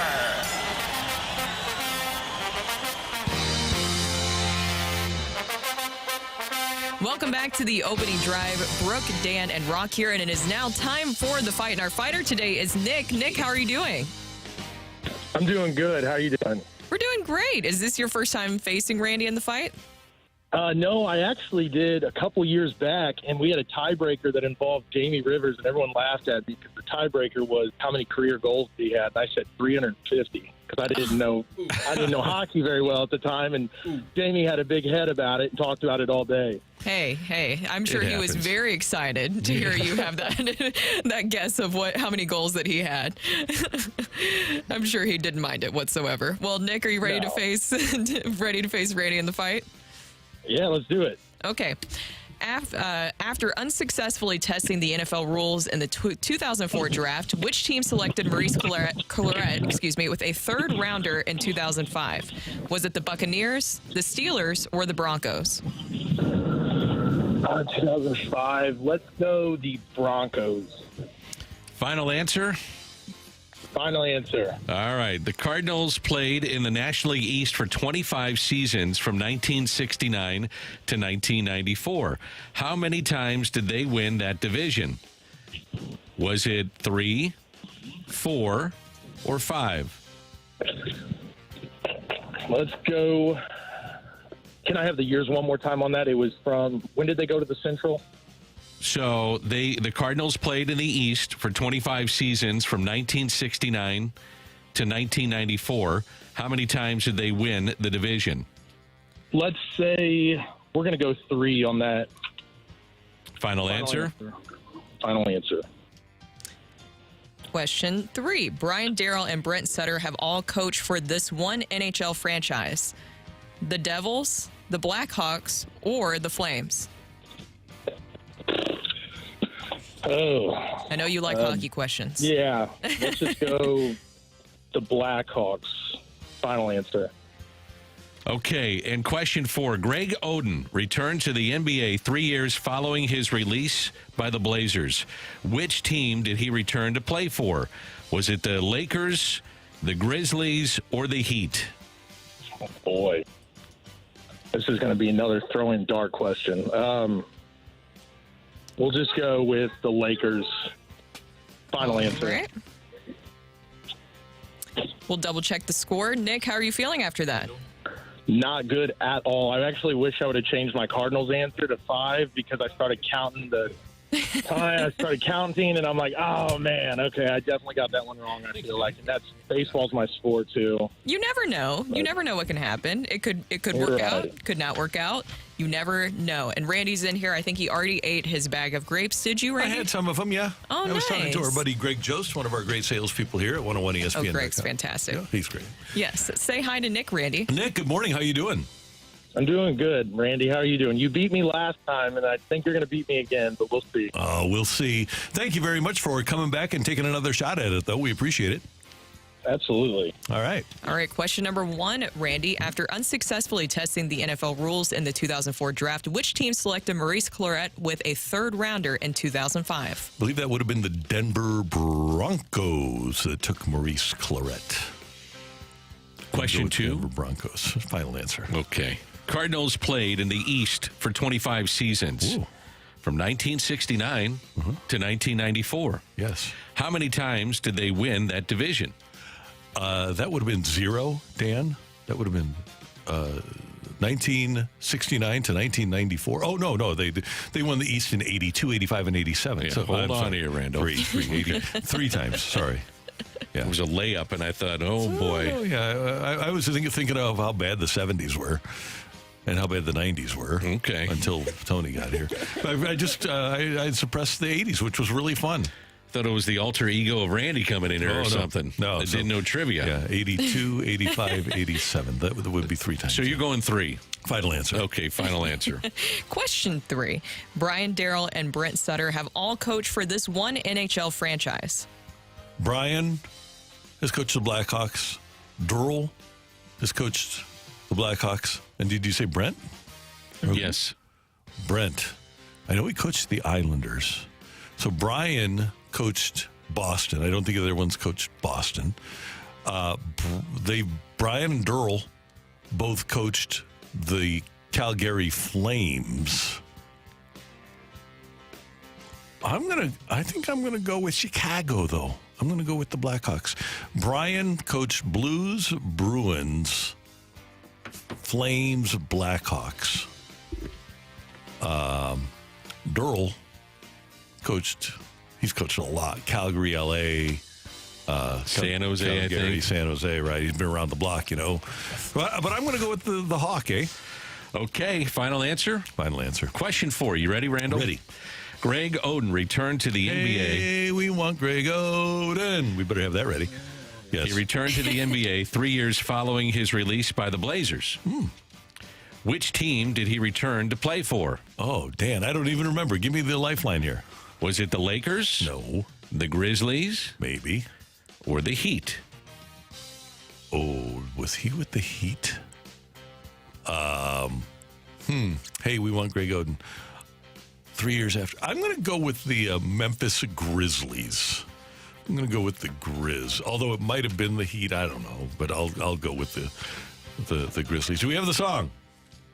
We do not have the song. One time, Greg Oden, who was, to put it I knew where you were going with this, and let's just move on. He was a rather well-endowed young man. Oh. And it wound up on the it wound up on the All right, we have a tiebreaker to get to. Okay. We have a tiebreaker to get to because we tied this one up today between Nick and Randy Carricker. And so let's go to our tiebreaker really quickly. The rules for this are simple. I'm going to read out the question. Randy Carricker will get a moment to write down his answer on a little piece of paper. We will then get Nick's answer over the phone, and then Randy will say what his answer is, and whoever is closest to the pin is going to be the winner of today's fight. Nick, do you understand those rules? I do. All right, Randy, do you understand those rules? I do, yeah. All right, well, you guys both got the question correct about the NL East. Well, the Cardinals have had a lot more success in the NL Central over the last almost 30 years. Their first NL Central win was in 1996. Including that first win, how many NL Central division titles do the Cardinals have? Including that first win in 1996, how many NL Central division titles do the Cardinals have? Just a moment, Nick. Randy Carricker is writing down his answer. Hold on. Let's see. You got all the years, Randall? Yeah, I'm working on it here. Okay. Somebody say, hey! There we go. We want Greg Oden! Hey! We want... Let's see. Oden. Okay. 1, 2, 3, 4. Is this helping, Randy, with the music? I'll do, including 96, I'll do 10 of them. I missed. Is my final answer in? It's in, isn't it? It is. What is it? What did you say, Nick? I was totally off base there, but never mind. We had the phone down, Nick. What did you say? I was totally thinking like playoff appearances. I wasn't thinking division titles at all. I was thinking playoff appearances And for what'd you say? wild card. What'd you say? I said 25, Okay. All right. And which Randy, is way off. and Randy, what's your guess there? 10. Randy's going to guess 10. I just All stopped right. counting. I gotta do a quick little bit of math here because I I like am making so Kerry Davis off. angry. So we have a winner in today's fight. Ring that bell. The winner and still champion of the fight, Randy Carricker. The Fight is presented by Golf Discount of St. Louis, with the most experienced club fitters in town. Why shop anywhere else? Randy, you missed a couple. Okay. Quite literally. I did, okay. Yeah, you missed 2. They have 12. Beat myself up on this one. Yeah, sorry about that one, Nick. It's just It's division my fault. titles. I wasn't thinking. I wasn't thinking straight. We try to confuse people in the questions. Well, I try to confuse people in the questions. Then everyone gets mad at me for doing that. But you did good, Nick. Today you tied Randy up at 2 questions apiece. Let's go through those questions and answers. After unsuccessfully testing the NFL rules in the 2004 draft, it was in fact the Broncos who selected Maurice Claret in the last pick of the 3rd rounder, and he had a great career after that, right, Randy? Great, yeah. The Cardinals played in the NL East for 25 seasons from 1969 to 1994, and they won it exactly 3 times: 82, 85, and 87. And of course, 81 is all weird and stuff because they technically had the best strike. overall record, but they finished 2nd in both half seasons, so it does not count as a division winner there. Brian, Darryl, and Brent have all coached for one NHL franchise. Brent only coached the Flames and the Devils, so it's the Calgary Flames that all 3 of those brothers all coach. All the Sutter brothers, by the way, either played for the Blues or the Blackhawks, every single one of them. How about that? And Greg Oden returned to the NBA following his release by the Blazers. 3 years later, he would come back, play for the Heat, and actually make it to the playoffs with the Heat and actually play a couple games with the Heat in the 13-14 season. So a 2-2 tie took us to the Cardinals' first NL Central win was in 96, and they have had 12 NL Central division titles, including that one. That was Nick, who joined us in the fight. Thank you so much, Nick, for joining the fight and joining the show today. Thanks, guys. I've got one question for you. Was I close with the 25, Randy, with playoff appearances? You would know this. Kind go of, through that. because they missed the playoffs. Let's see, in those, 28 years, 25 now, probably not, because they missed for 3 years in a row, and then they missed 97, 98, 99. They missed in 2010 or 2003. Yeah, 03, 07. Yes. 08. It's 17 since 1996. 17. It's 17 different playoff. Made it 09. 17. Okay. Missed 10. Then 11 went on that long run. Right. Yeah. Yeah. So thanks, Nick. Appreciate it. Thanks, guys. Have a good day. You too. Have a great day. How about Nick being pretty honest there? He was. I appreciate that. Didn't have to be. You didn't know. I know people were texting in from the through and for. Nick is too honest. Oh, Well, can you he really could be have come too back. honest? He said 25. He's thinking playoff appearances. Then he Yeah. would have had a different answer. But he was honest about it. Yeah. And I appreciate Nick. He told me before we started the fight that he had his 4-year-old in the car, and so he's like, there might be some noise. So I was potting him down at points where we didn't need him to talk. Hence why his answer of 25 was not on the air while we were waiting for Ray to give his answer. And so, if it would have been playoff appearances, he said 25, and it was 17. So Since 96, including 96, yeah. it's So 17. he would have been 8 away, and I would have been 7 away. Yeah. Yeah, you still would have beat him. Yep. Good job, Randy. Coming up next. Out of here. Are we expecting more quality out of the Cardinal rotation than they're capable of giving us? That's next on 101 ESPN.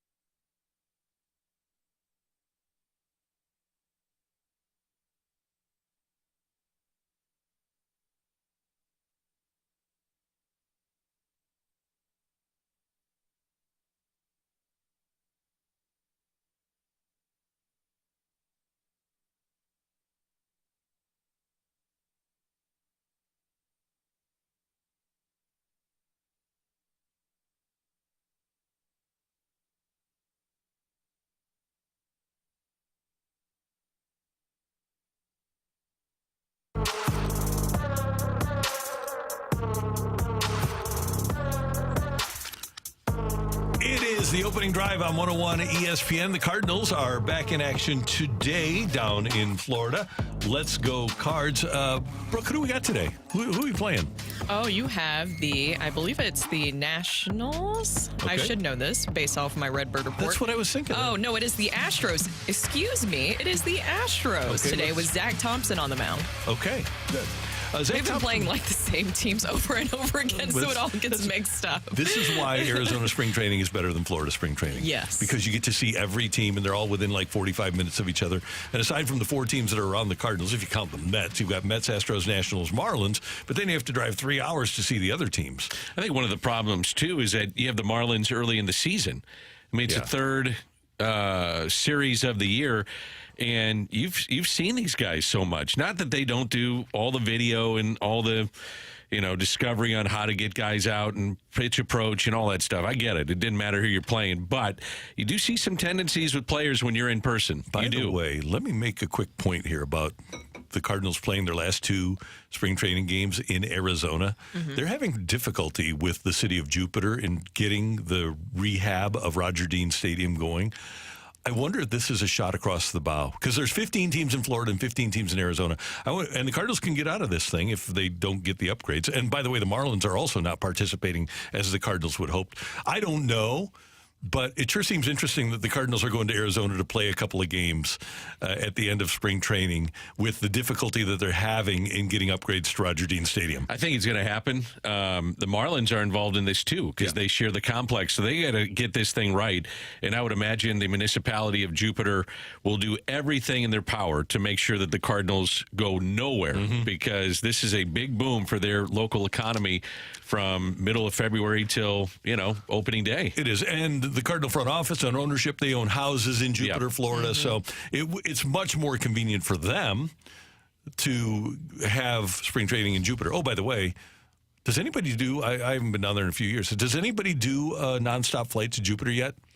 You have to go through West Palm, which is connected through Atlanta, or you have to go to Fort Lauderdale and then drive up 95. Which is an hour drive. Yeah. See, that's another thing about Phoenix is that you can get the nonstop every single day, all day. That's true. It does seem a little bit warmer in Jupiter, though, just compared to how I went recently down to Arizona. Yeah. It feels a little bit warmer in Jupiter. I just think that Arizona would be, I wonder if they would be willing to take a 16th team. And it makes more sense, right? To have, so that you don't have a team that's not playing every single day. I think the Cardinals, though, with their long history in Florida, stay in Florida. Yeah, I would think so. They figured out they were in St. Pete for so many years. And a lot of fans, as you remember, Randy, were upset about that when they were in St. Pete and decided to leave to go to Jupiter. And Jupiter was wide open at that point. It has been developed since that time, and I think their first year was 1998. Everything changed for me when the Dodgers left Vero Beach. Isn't that the truth? Literally Dodger Town. Yes. And they went to Arizona. Last year, the Cardinals pitchers this year, Lance Lynn had a 5.73 ERA in 183 innings. He had a minus 0.8 WAR. Kyle Gibson had a 4.73 ERA in 192 innings, had a 0.9 WAR. And Sonny Gray was great for Minnesota.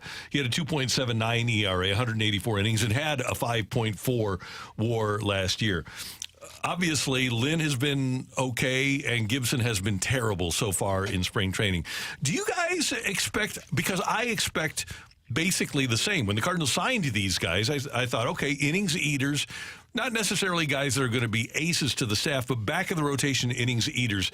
Do you expect any more out of Lynn or Gibson specifically this year than what they delivered to their teams last year? No, but I was hoping to see at least a little bit better from Kyle Gibson. I do understand it is spring training and he is working on things, but at the same time, it does raise your concern level a little bit when you see that his spring ERA is 0.80, I believe, after yesterday's start. I think you start to get a little concerned. And Randy, you mentioned there, back of the rotation guys. I don't doubt that you have plenty of inning eaters currently right now on this team, but what do the quality of those innings look like? Because we even had Ozzie Smith in here, and he mentioned the importance of great starting pitching. We saw how that really fell through for the Cardinals early last season. I know there were a multitude of issues, but one of them was that the starting rotation really struggled off the bat, and it felt like things just continued to fall apart from there. Starters had a 5.08 ERA last year, but this is where I think if you're looking at it from a different perspective, and I'm with you, Randy. I think that they kind of know what they're going to get with these guys, which is innings. You're going to have some really good starts mixed in with some bad starts, but you're going to get innings. Is that they fixed the bullpen. Now, what concerns me is Middleton is hurt, and that would be a guy that I'd look at in the 7th or the 8th and maybe even the 9th. But Kittredge and some of the others that they brought in, I think it's the bullpen that they had to correct, maybe even more so than the starting pitching. And I know that's a bold statement, as bad as they were a year ago, but the bullpen was 24th in ERA, 29th in strikeout rate. And it does seem to, with Riley O'Brien and some of the guys that they have added, it does seem like Middleton, Kittredge, that they have some swing and miss. And so look at it, kind of flip how the game is going to be played. Get a starter through 5 or 6, and then turn it over to your bullpen, which seems to be completely revamped. And if you do have issues in the bullpen, you know that you can count on these guys to give you pitches. That's what you need ultimately, is pitches, because your bullpen last year, even though the innings were different, they threw too many pitches. And so if Lance Lynn, and by the way, Lance Lynn, I mentioned last year, his earned run average for the whole season was 5.73. His spring ERA is 5.79. Yep. That's kind of who he is right now. Kyle Gibson, he's pitched 10 innings in the spring, does have a 10.8 ERA. Even in the regular season, I will not judge a pitcher on 10 innings pitched. No. A starting pitcher. No, I'm not going to do that. No. So I'm convinced that Kyle Gibson's going to be a guy that has an earned run average 4.755. That's what he's going to be. Now the problem is we can't. What you have to expect is that Sonny Gray is going to be able to come back and pitch to a 2.79. That Thompson is going to be what he was down the stretch last year. Hopefully, Miles Michaelis. He even mentioned last year. Brooke, you pointed this out. Good year, bad year, good year, bad year. He said it himself. Yeah. And he's hoping that this year will be the good year, because last year was obviously the bad year. And that's the thing, is that you hope that all of this will work out. And we had hope going into last season, and things didn't pan out in that way. I do believe that they were hoping that Jack Flaherty would turn into more of maybe their ace, and what maybe they consider an ace. And that didn't work out. I think they were hoping for more from Dakota Hudson. And with this season, I do like the starting rotation better, but it does concern me that it seems like you do have several back of the rotation guys. I just wish that they would have added another frontline starter. And that's just me personally. No, me too. I'm 100% on board with you. But with what they have now, I think they need Zach Thompson to be in front of the rotation guy. Yes. Right? He's got the capability. I think it's got to be when you start a playoff series. So then what are you doing with Mats? If so, let's just say for everything being equal, Mats is in the rotation, Sonny Gray is healthy. How does Zach Thompson get in there? Ineffectiveness of Mats? Ineffectiveness of Mats or injury. He gets hurt every year. I love the guy, but he does get hurt every year. And I think it's reasonable to expect that these guys in their mid-30s are going to miss starts and probably have some injuries. But getting back to the playoffs, you've got to think in terms of quality. Gray, if you don't make a trade at the deadline, you're not getting Dylan Cease at the deadline anymore. Gray, Thompson, Michaelis, and then if you need a fourth, Lynn or Gibson or Mats. You know what concerned me was watching these games over in Seoul. Look at the lineups that they're going to be facing here in the first two. It's not easy. The first two series, you got 7 games on that road trip. Man, I mean, those lineups are deep, especially the Dodgers. And once you get past Sonny Gray, that would be a little concerning for me. That's what my concern is as well. And Miles Michaelis will be your opening day starter as of right now. Well, they already named that he is going to be your opening day starter. But at the same time, I think that's very fair, Dan, because I know that Zach Thompson is emerging. I'm interested to see what they do with Matthew Liberatore here. But what will the rest of the starting rotation look like against those really good offenses that they'll face with the Dodgers and then the Padres? Going into the season, can you get consistency? You know, if you know what you're getting out of certain guys, you manage a little bit differently. If you know that Gibson is 5 and fly or Lynn is 5 and fly the day before, you're maybe saving some arms because you know you're going to have to cover others. And when Sonny Gray's on the mound, you're thinking, well, he's going to give us 7. We can go for broke the night before. I mean, that's part of the managing of this staff that Ollie's got to think about moving forward. Yeah. So ultimately, what we have to hope for is something that we've never seen before, right? We need to see Zach Thompson be in front of the rotation. If we reasonably expect, and I think we do, that Lynn and Gibson are going to be back of the rotation guys, then you need Sonny Gray to be what he was last year, which he'd never been before, and you need Zach Thompson to ascend to that level, and then Michaelis to have the good year, if the Cardinals are going to be a really good team. I'm a big fan of Zach Thompson. Me too. I have been since he came up, and I think he'll be not a frontline starter, but I think he'll be a very good Major League starter before it's all said and done. I really do. And I want to see Blake Lively turn some of these pitchers into being really good. Indeed. What? So coming up on the opening drive, we have The rush hour reset, Dan. take it or leave it, or The rush hour reset. sick of it, or fight again. So you're not a fan of Robert Blake. Let's see. We just did. We're expecting more quality Can't out do of the the time, Cardinal. don't do the crime. Don't do it. How about make a case for your Cinderella in the NCAA? We can do that. Do you remember Beretta, Beretta. the show? Yes, I actually do. You just, yes. Yeah, Cardinal pitching coach was the star. I know what you're talking about. Rush hour I just reset figured it next out. on 101 ESPN.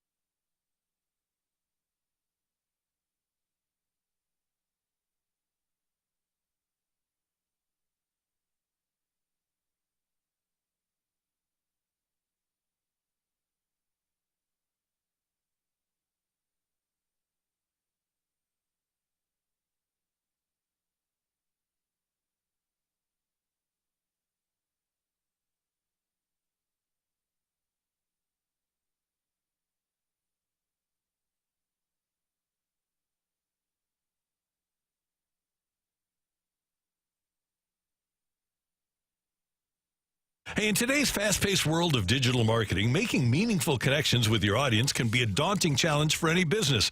But what if there was a place where connections aren't just made, but nurtured for growth?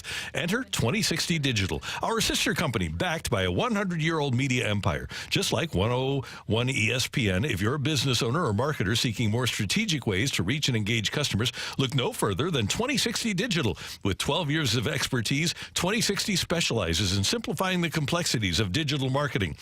Our team demystifies the process of transforming it from a challenge into an opportunity for your business. Whether it's enhancing your brand's online presence, optimizing digital campaigns, or increasing customer engagement, 2060 is here to propel your business forward. Think your business has room to grow? Let us prove it to you. Visit 101ESPN.com/2060digital to request a complimentary digital audit today.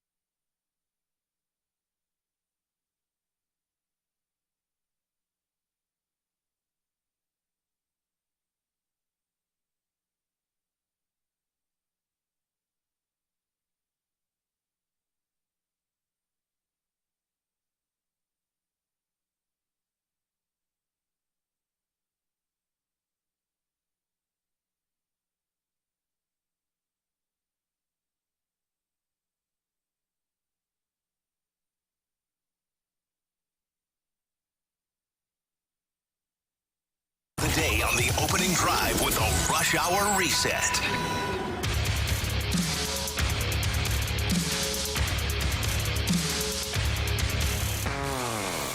9:06 in St. Louis. Time check brought to you by Clarkson Jewelers, an officially licensed Rolex jeweler. The Cardinals are back in action today down in Florida. Let's go, Redbirds, as the Redbirds will take on the Houston. Well, why'd you say it like a cheerleader? What? Let's go, Redbirds. Because I'm a fan. I'm on Team Fredbird. Oh, yeah. Yeah. They take on the Astros today. Somebody You're named... going to be tossing out shirts during the season. Look on Dan's face right now. I'm just listening. Shooting Randy. Zach Just Thompson, watching and listening. Zach Thompson goes for the Cardinals. And a guy who really can't figure out what team he should root for or perform for, France, goes for the Houston Astros. He doesn't want to get involved. He doesn't want to get involved. You know, there's some news on Ohtani. There's news on the Padres and the Dodgers. There's all kinds of stuff. And there's news on the Blues, too. They play tonight in Ottawa. 5 o'clock pregame, a 6 o'clock faceoff. Matthew knew what I was talking about. 6 o'clock faceoff here on 101 ESPN. We did. He's never going to go with a complete game. He's never going to finish the job. You're always going to have to bring in relief. Thank you. So the Shohei Ohtani news, that breaking yesterday, that was pretty shocking considering that. Are they going to do an investigation? Because I was actually looking at X a little bit earlier, and now there's reports that Major League Baseball will not be investigating into the supposed scandal that's going on here. Well, we should say this. Dodgers fire Ohtani's interpreter and amid allegations of massive theft. Sources say at least $4.5 million in wire transfers sent from Shohei Ohtani's accounts to bookmaking operation. And this is why Major League Baseball probably should get involved. Okay, and this is a sports thing. Have these people never heard of Bernie Madoff? If they think $4.5 million is a massive theft, come on. So let's start with that and then move on. How could it be a theft? It doesn't feel like a theft for me. Does it feel like a theft for you? Well, I think that's how they're trying to phrase it. If there is going to be any sort of investigation, which I do agree with you guys, there should be an investigation by Major League Baseball. I get that he is now the face of Major League Baseball, but you have to do the right thing here and fully look into it. Because if the interpreter who is taking the fall for this, and maybe he was the one behind this whole time, if he was betting on baseball games, then this turns into a huge issue. Sure it does. And when he comes back dealing with the media in L.A., and dealing with the media, I'm sure that he's dealing with now in Seoul, Korea. Mm-hmm. Man, I can't imagine. South Korea, but. Oh, excuse me. Yeah, South Korea for sure. You don't have to do the clarification. I think people are pretty aware. Yeah, sorry about that. Once again, it would be historic if it was in North Korea. So if you're MLB, are you covering this thing up? Are you trying to get out from underneath this thing as quickly as possible? I think they're already doing that, Dan. That's the issue. I mean, you do have to, but at the same time, I think you should do an investigation because it doesn't look good. I mean, this is his interpreter that we know he has been with since around 2018. It seems like they even had a relationship prior to that. You have to do an investigation into this. No, this is Rob Manfred's Spygate. You burn the tapes. Where did somebody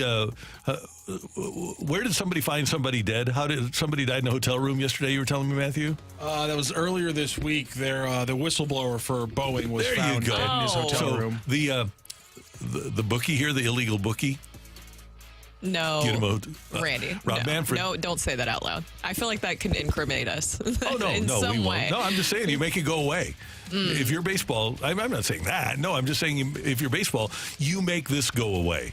This is not Tom Brady deflating footballs. This is not a 4-game suspension. This isn't some backup infielder. No, this is the guy. Yeah. So you have to make Shohei, and by the way, this is a global story. This isn't just a United States story. This is a global story. If you have to investigate and do something to Shohei, make it so that you don't have to do anything to Shohei. So say that they do an investigation. They do an investigation. Okay, but they find out that his interpreter was not betting on any baseball games. Is this an issue anymore to you guys? Yeah.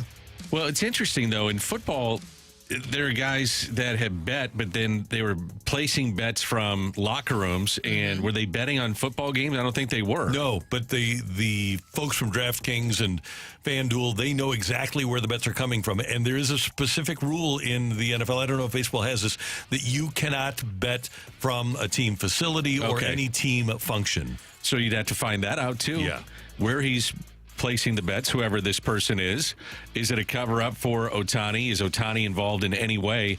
I still go back to the media stuff and how he's going to, and I know this is probably the least of his worries, but he's going to have so many people asking questions, and He the should Dodgers address can't, he has to. And the Dodgers can't cover this up or say, well, he's not available today. He's got to talk about it. And by the way, the interpreter said that he started betting on DraftKings. I wonder if he started betting on DraftKings, saw Calvin Ridley and some other NFL players get suspended and thought, you know what, I got to go to a bookie so they don't know where I'm betting from. Or just to stay quiet about it, go to a bookie, somehow quiet. But But the bookie didn't try to make anybody think that it wasn't Ohtani. Ohtani was showing up on his paperwork because he thought that gave him street cred. Well, no, I don't think that's why. But I think that's the part what he that said. is. He said street cred. Well, same thing. I mean... the same thing. Well, and that's the part that I kind of find a little bit confusing is that at first it seemed like Shohei Ohtani made it apparent that he knew that there was a gambling debt and that's why he paid it. But now they're backtracking, and this is where the massive theft comments have come into play. So either he did know about it or he didn't. I do believe that he did know about it, whether regardless of what was going on. And maybe he if I'm just trying to play devil's advocate, and maybe he was just trying to do a favor for his friend. Is that a possibility here? Yes. Do you think Rob Manfred needs to get out in front of this, too? Yes. That he needs to address it? I do, too. I think all of Major League Baseball, the Dodgers, their president, needs to come out and say something. Ohtani needs to address this, and certainly Rob Manfred, because you got to try to nip this thing in the bud as quickly as you can. And, Randy, you mentioned it. He's a global superstar. This is, in many ways, the face of your sport. You can't have this happen. I mean, imagine if this was going on with LeBron or Tom Brady in his heyday. Jordan? No, I'm kidding. Jordan. Sorry, that was a joke. Sorry. But you saw what happened with that. You know, Yes. Great. You have to address it. The Jordan facts do make me kind of wonder, what minor league sport do we think that Ohtani should play? Which minor league sport? Yeah, what minor league sport should he go play? suspended? Yeah, what minor league sport should he go play? Well, his wife plays basketball. She does. Could She's he? incredible. I like that. I like basketball's a good play. You got the G League now. Yeah. I like that's a good play. He's a big man, box, get down on the block, box some guys out, get his body into some, get physical. Just 100% just the reverse Michael. Just baseball to basketball. Dunk on some people. Body blows. We figured it out, fun. guys. Yeah. That's another opportunity for him. So I am interested to see what happens with this, but I think you guys are right. I think that this is going to be hopefully something that I shouldn't say hopefully, but I feel like Major League Baseball hopes that it's something will go away quickly, but I don't see how you can bury this story for long. You can't. No. I mean, he keep comes growing. back to the States, and then he's got to deal with all the media in the United States. Right. It's going to be a second go-around of that stuff and what he's dealing with right now. Yeah. And this line, by the way, from the story on ESPN.com, a source said Bowyer, the bookie, was aware of the name on the wire transfers, but chose not to ask any questions as long as payments came in. However, the source said Bowyer allowed people to believe Ohtani was a client in order to boost business, a.k.a. in order to help his street cred. Wow. Interesting. Oh, Yeah. to help the bookie street cred. Yeah. Yeah. Okay. All right. Well, that is very silly. By the way, the only reason that this came out is because of an FBI investigation, correct? This happens now and then. FBI investigations do tend to cause things to go awry for the perpetrators. Could you imagine being Major League Baseball in that front office of guys walking into the office in New York and saying, we have a premier 2-game series going on. We've got Ohtani. We've got some of these great players, Yamamoto, Kim for San Diego, and saying, this is what we're going to get hit with? Yeah. So That's nasty. And it's terrible. But here's the thing is, if the bookie was being so out and open about this for his street cred, as you mentioned, Randy, how did the Dodgers not know about any of this? When the Dodgers gave him that big contract, they didn't do any sort of investigation of something bad that might come up? You'd think that the MLB security people are pretty good. They're former FBI. They figure everything out. And they should be, if there is an FBI investigation, you'd think the FBI would get in touch with people that they know. But no, it didn't happen. I just don't know. How deep are you going to go into somebody's personal life, though? You know what I mean? Oh, I feel like when you give somebody that much money, you're going to figure out every single detail I'm with about you. him. I understand. How much money did the Cowboys? I'm just saying, like you're signing a guy like when the Cowboys were scouting Dez Bryant. That's like a $30 million contract, and they spent time with a guy just sitting in a bar day after day after day after day around Oklahoma State's campus to see what he was doing. I feel like you're going to give a guy $500 million, having a private eye firm go deep into everything that could possibly be connected to him seems like it would be pretty standard procedure.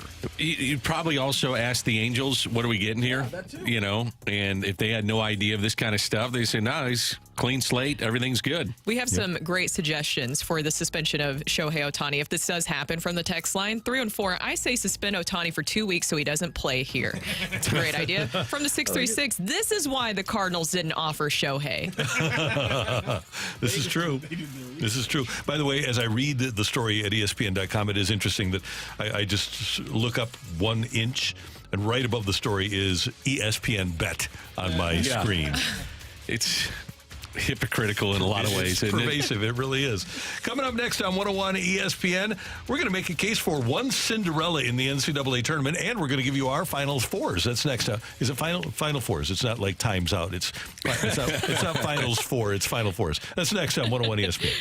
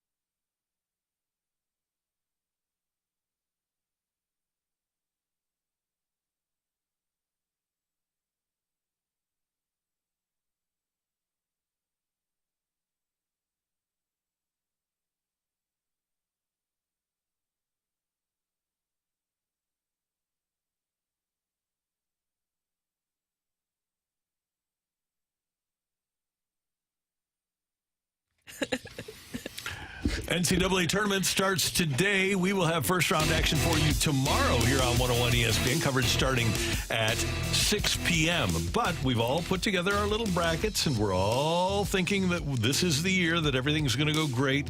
So, guys, what are you thinking as far as the NCAA tournament is concerned? Tell us what your bracket looks like and who your Final Four is. I have to actually find mine. Okay. Well, You're all over this segment, Randy. You're prepared.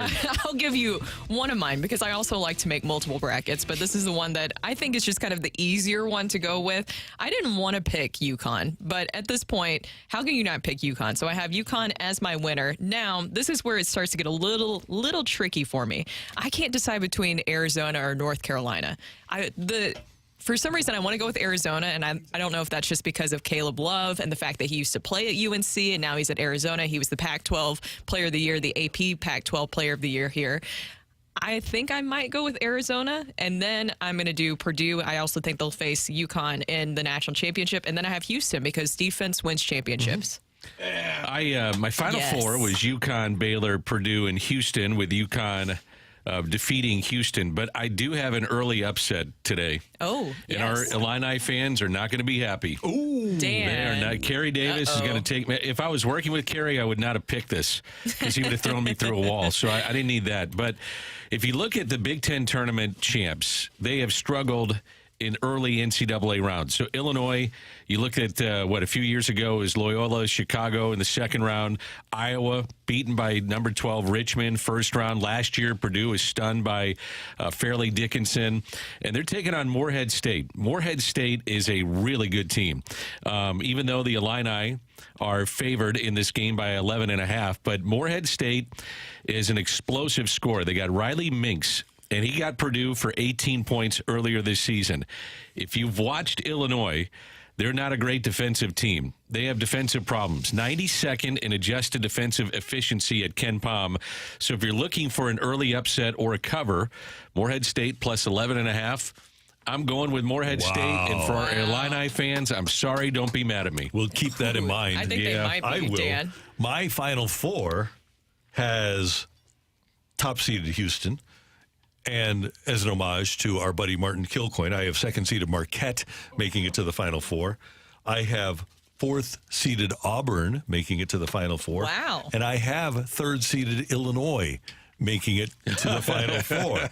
I have Illinois beating Houston in the championship game. You got Illinois winning the whole thing. I've got winning and then winning the whole blanking thing. This is a chaos bracket, isn't it? Yeah. My Cinderella is the Missouri Valley Conference's Drake Bulldogs. I like that idea. I've got Drake over Washington State in the first round, and then in the second round, I've got them beating Iowa State before falling to Illinois in the Elite Eight. I have James Madison. I think that's one that a lot of people are looking at because the Dukes are just great all around. And also, they're 83 points per game, ranks 12th in the nation. And also with UConn, who I have as my winner, they are tied with UConn with the most wins this season at 31. So that is my pick for the Cinderella. But I feel like there's a lot of great ones. So is Morehead State going to be your Cinderella? Morehead State is my Cinderella, at least in the first round. I do like the idea of what Randy was saying with Drake, because the Pac-12 wasn't a very strong conference this year. Valley was underrated, and the game is going to be played in Omaha. And I think that is a factor. You know, Drake is not far away from Omaha, Nebraska. That comes into play. So Washington State has cooled off a little bit. They're 3-3 in their last 6. I like Drake. I think it's a good pick. Thank you. What about Matthew? Matthew keeps an eye on this. Who do you got winning? I'm going to go with the New Mexico Lobos as my Cinderella, and here's why. All the teams you just named, I counted it up, and I think they played a combined 8 games against Q1 teams. The New Mexico Lobos, by the way, went 5-6, played 11 games against Q1 teams. This team had a hellacious schedule, and I think when you build yourself up, iron sharpens iron. I think New Mexico's a great team. I think they're a little bit under-seeded. They probably could have been a 9 or a 10. I think they're a great Cinderella pick right now, and I also think they're in the best bracket if you're trying to pick a Cinderella as well. Best side of the bracket, I should say. Who had James Madison? Was that you, Brooke? I like that one, too. They're a troublemaker in this field of whatever it is, 64. The Dukes, 31-3. They haven't lost since January 27th. They got a 13-game winning streak. They have a couple of guys that match up well with anybody in the country. They're in the top 20 nationally in both points scored, points allowed, and the only other teams that can say that are UConn, Auburn, Arizona. So I like James Madison. See, you're picking. I do a little research for my friends on these games, and these are for friends that want to maybe dive into a friendly wager or not. And so I did a little deep dive on these teams. I like James Madison a lot. Another one I was asking you guys during the break, can you count Florida Atlantic as a Cinderella? I know they were in the Final Four last year.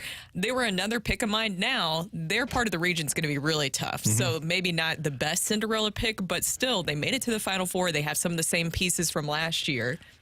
But they're seated low. I will go with, I think Matthew said that during the break. I go with seeding for Cinderella rather than what they did last year. Yeah, and 8's the lowest seed to ever win in Villanova, 85. So therefore, I think that would count as a Cinderella. They'd be the second ever 8 seed to ever win it. By the way, I just want to say, Danny Mac, you guys got to listen to him when it comes to this college basketball stuff. Just a perfect Final Four, Danny Mac. Just my Final Four, by the way, UConn, Baylor, Houston, and Purdue. Yeah. I just really think that Danny Mac really got that right. Yeah, great minds, I really think. Okay, a quick point of parliamentary procedure here.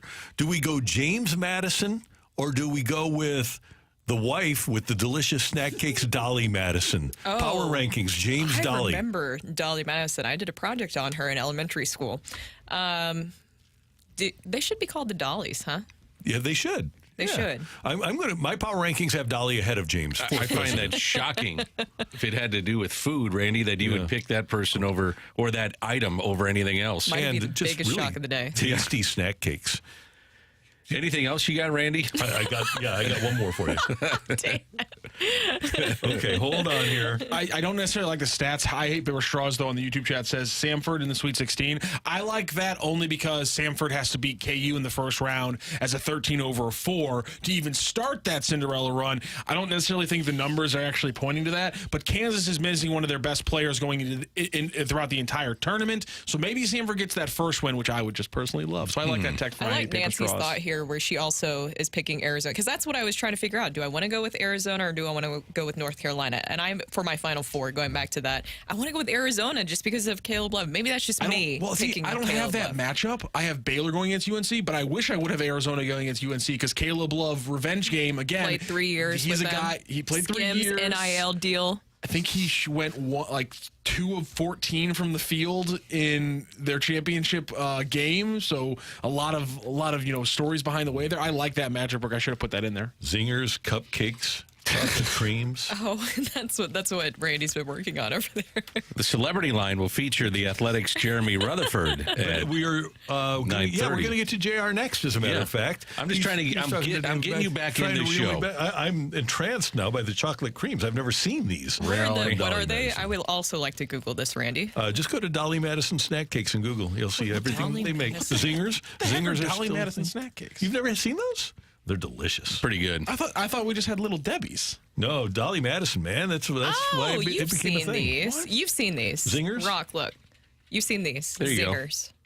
Yeah, you've seen them for sure. You've had plenty of them. No, I'm a Little Debbie's guy, and I would never have. First of all, no. That was well done. I didn't mean that it like was well done. I did not look. Damn. You know what? You guys look into the negative sides. I think you look great, Rocc. I didn't mean it like that. So what did you mean by it, Dan? Huh? Just if you're a kid, you've had plenty of them. Oh, okay. I have too. Randy's had it. You've had them, Brooke. Everybody's had them. But it's unanimous. You guys are negative. To go back to the foundation of this very segment.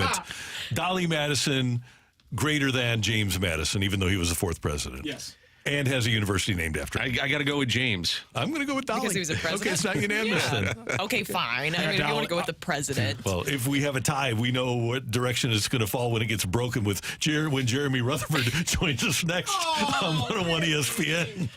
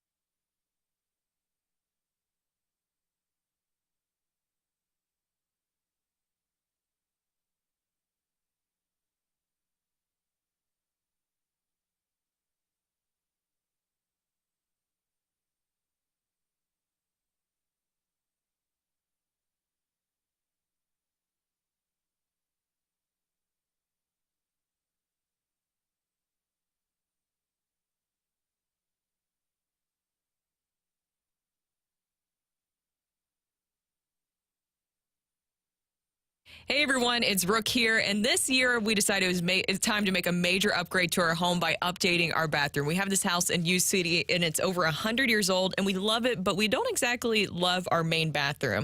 But this is really the first time we've ever done a big project like this before, and we weren't really sure where to start. So we decided to reach out to one of our great sponsors here of 101 ESPN, and that is E&B Granite. E&B Granite's team visited our house for a free consultation, and they came up with a vision of how to really transform our bathroom. My favorite part of working with E&B Granite was stopping by their showroom to explore their large selection of in-stock custom countertops and all of their cabinet options. It was so much fun picking out all the new colors for our bathroom. And Jen was the one who was working with us, and she has just been so fantastic. She had so many great ideas for us that fit within our budget. And that's what they do there at E&B Granite. For over 20 years, they've been turning visions into realities. So schedule your free consultation by calling 314-645-9300 or go online to embgranite.com or stop by their showroom today and say that I sent you.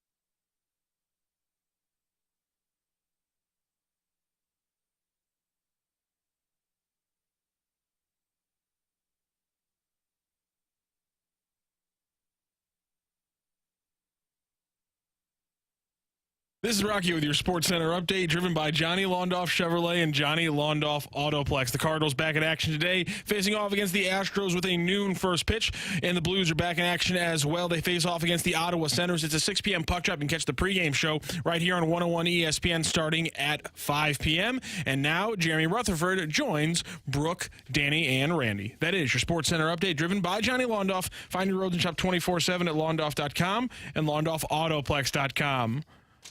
Are you kidding me?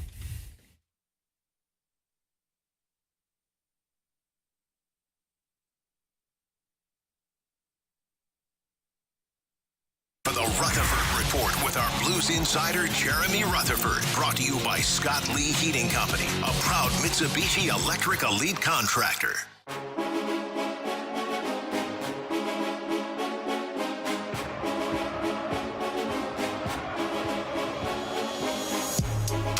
Brooke, Dan, and Randy, the opening drive on 101 ESPN. Our buddy Jeremy Rutherford joins us on the celebrity line. He was talking to David Backus, and we're going to find out about that. But the first question we have to ask is, Jeremy Rutherford, fourth president of the United States, James Madison, or his bride, Dolly, who developed all of those delicious snack cakes? Who are you going with?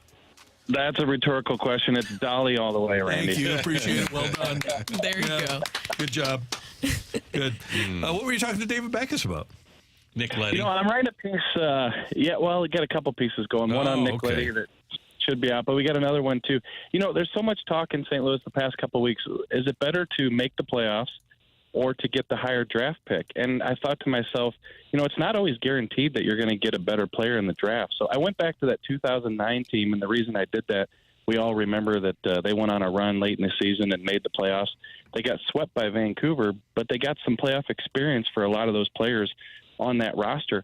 Well, what did it cost them in the draft? And so did a little math, and if they would have not made the playoffs, if they would have not went on that heater at the end, they would have drafted probably where the Edmonton Oilers did that year, and they picked Magnus Paajarvi, the Edmonton Oilers did. Wow. The Blues drafted David Rundblad that year and then were able to flip him for Vladimir Tarasenko. So people can talk about, well, if you make the playoffs, you're probably not going to get as good of a draft pick. Well, in this case, it turned into Tarasenko instead of Paajarvi, and you made the playoffs. So I went back and talked to Barrett Jackman, Cam Janssen, David Backus about making the playoffs that year and what it did for them, and then they wound up getting Tarasenko too. Wow. Well, JR, we were talking about this earlier. Zach Dean making his NHL debut tonight against the Senators, and he'll be replacing Oskar Sundqvist in the lineup. What does this mean by bringing in Zach Dean, and why did they feel like now was the time to do it? Yeah, I think they wanted to get a look at him. Same with Zach Bolduc a few weeks ago when they decided to call him up. You could kind of see where the season's going. Yes, you can still make the playoffs, but they are in a retool. They want to get two of their younger guys a chance to play on the NHL ice. And Bolduc, I think, has fared pretty well for the ice time he's gotten, the opportunity he's gotten. So Dean, I know a lot of people have been clamoring for him to get into the lineup. He finally will tonight. Oh, by the way, it's going to be right where he played his junior hockey, so he's going to be excited to get out there and play game number 1. And it's a reset for Oskar Sundqvist. Drew Bannister said yesterday, look, Sundqvist, fan favorite. Everybody loves the motor, the work ethic, but sometimes you can get fatigued in a schedule like they've played here lately. So Sundqvist will get the game off tonight. And then Drew Bannister already saying that Oskar would be back Saturday against Minnesota. JR, with the way the schedule lays out, realistic view of if the Blues can make the playoffs, what do you think? Yeah, it's going to be tough. So right now you're sitting 4 points behind Vegas, not Vancouver. Vegas, get the V's mixed up there, for that wild card spot. And Vegas does have a game in hand. Both teams are playing tonight. Blues, of course, have Ottawa, as we mentioned. Vegas has Seattle. I think these last 13, Dan, it's going to take 9-4, 10-3 to be in that conversation. After this game against Ottawa tonight, which is obviously a big one, you have to beat a team that's second worst in the Eastern Conference. They're 3-6-1 in their last 10, lost their last 2. Tonight, you have to win that game. But it sets up for an interesting next couple games because it's two teams that you're battling right there in the standings. Minnesota on Saturday, and then Vegas on Monday. So I still think there's a chance. I do think that they played well against Colorado. I do think that when you play against a team like Colorado and kind of prove that you can play on the same ice with them, that it does do a little bit even in a loss. And that's what the players are talking about after the game. So we'll see how they come out against Ottawa tonight. But either way, it's going to take that, I think 10-3, 9-4 record down the stretch. JR, it's interesting in hearing your interviews with players, how they talk about how they play to the level of their competition. Do they ever explain why they play to the level of their competition? Randy, I'd love to figure that out myself and write that story and explain it to everybody.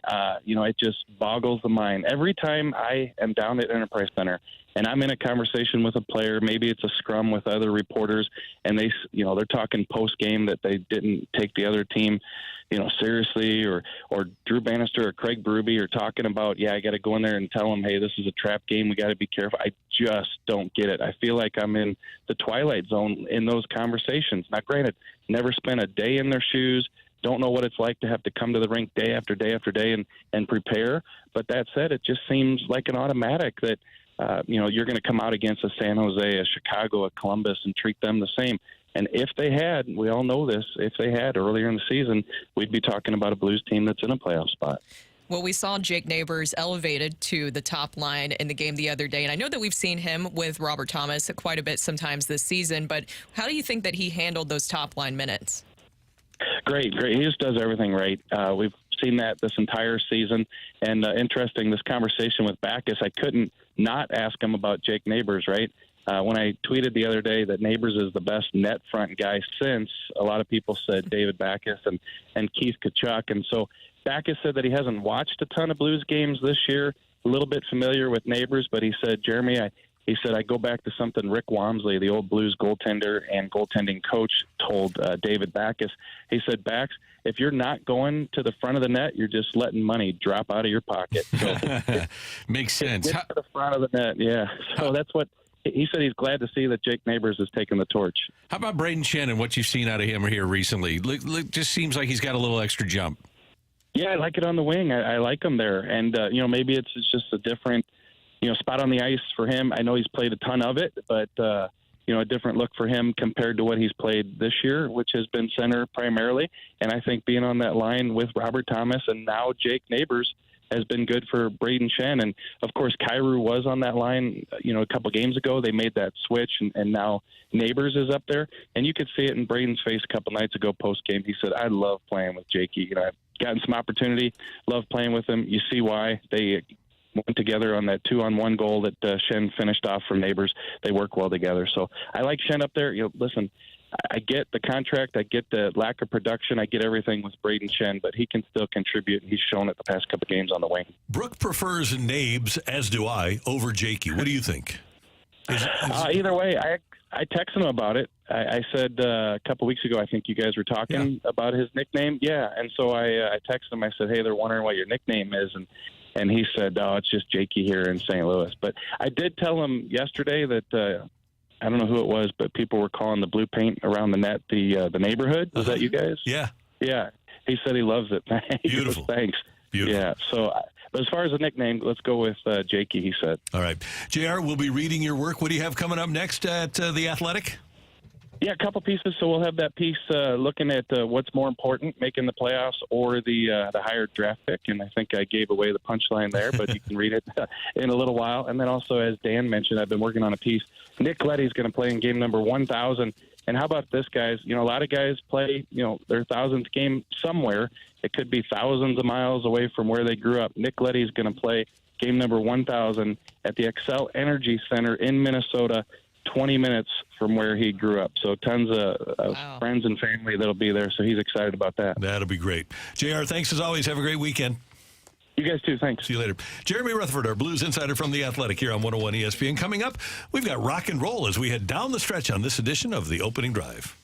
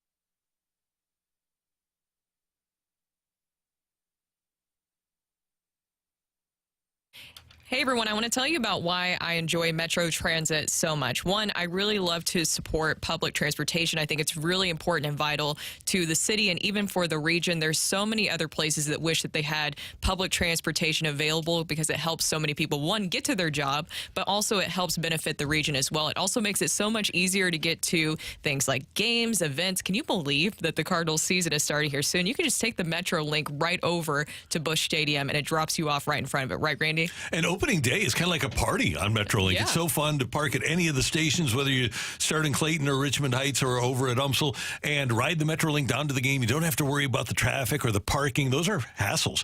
And you can get a $5 round trip to take the Metrolink to the ballpark and enjoy yourself. And the Blues have another homestand coming up. Great way to get down to Enterprise Center as well. And just taking it to work. It makes such a big difference to have great public transportation to get people to and from their jobs. Don't let preconceived notions hold you back. Give Metro a chance and experience the benefits for yourself. In short, thanks to Metro, you don't have to drive to thrive.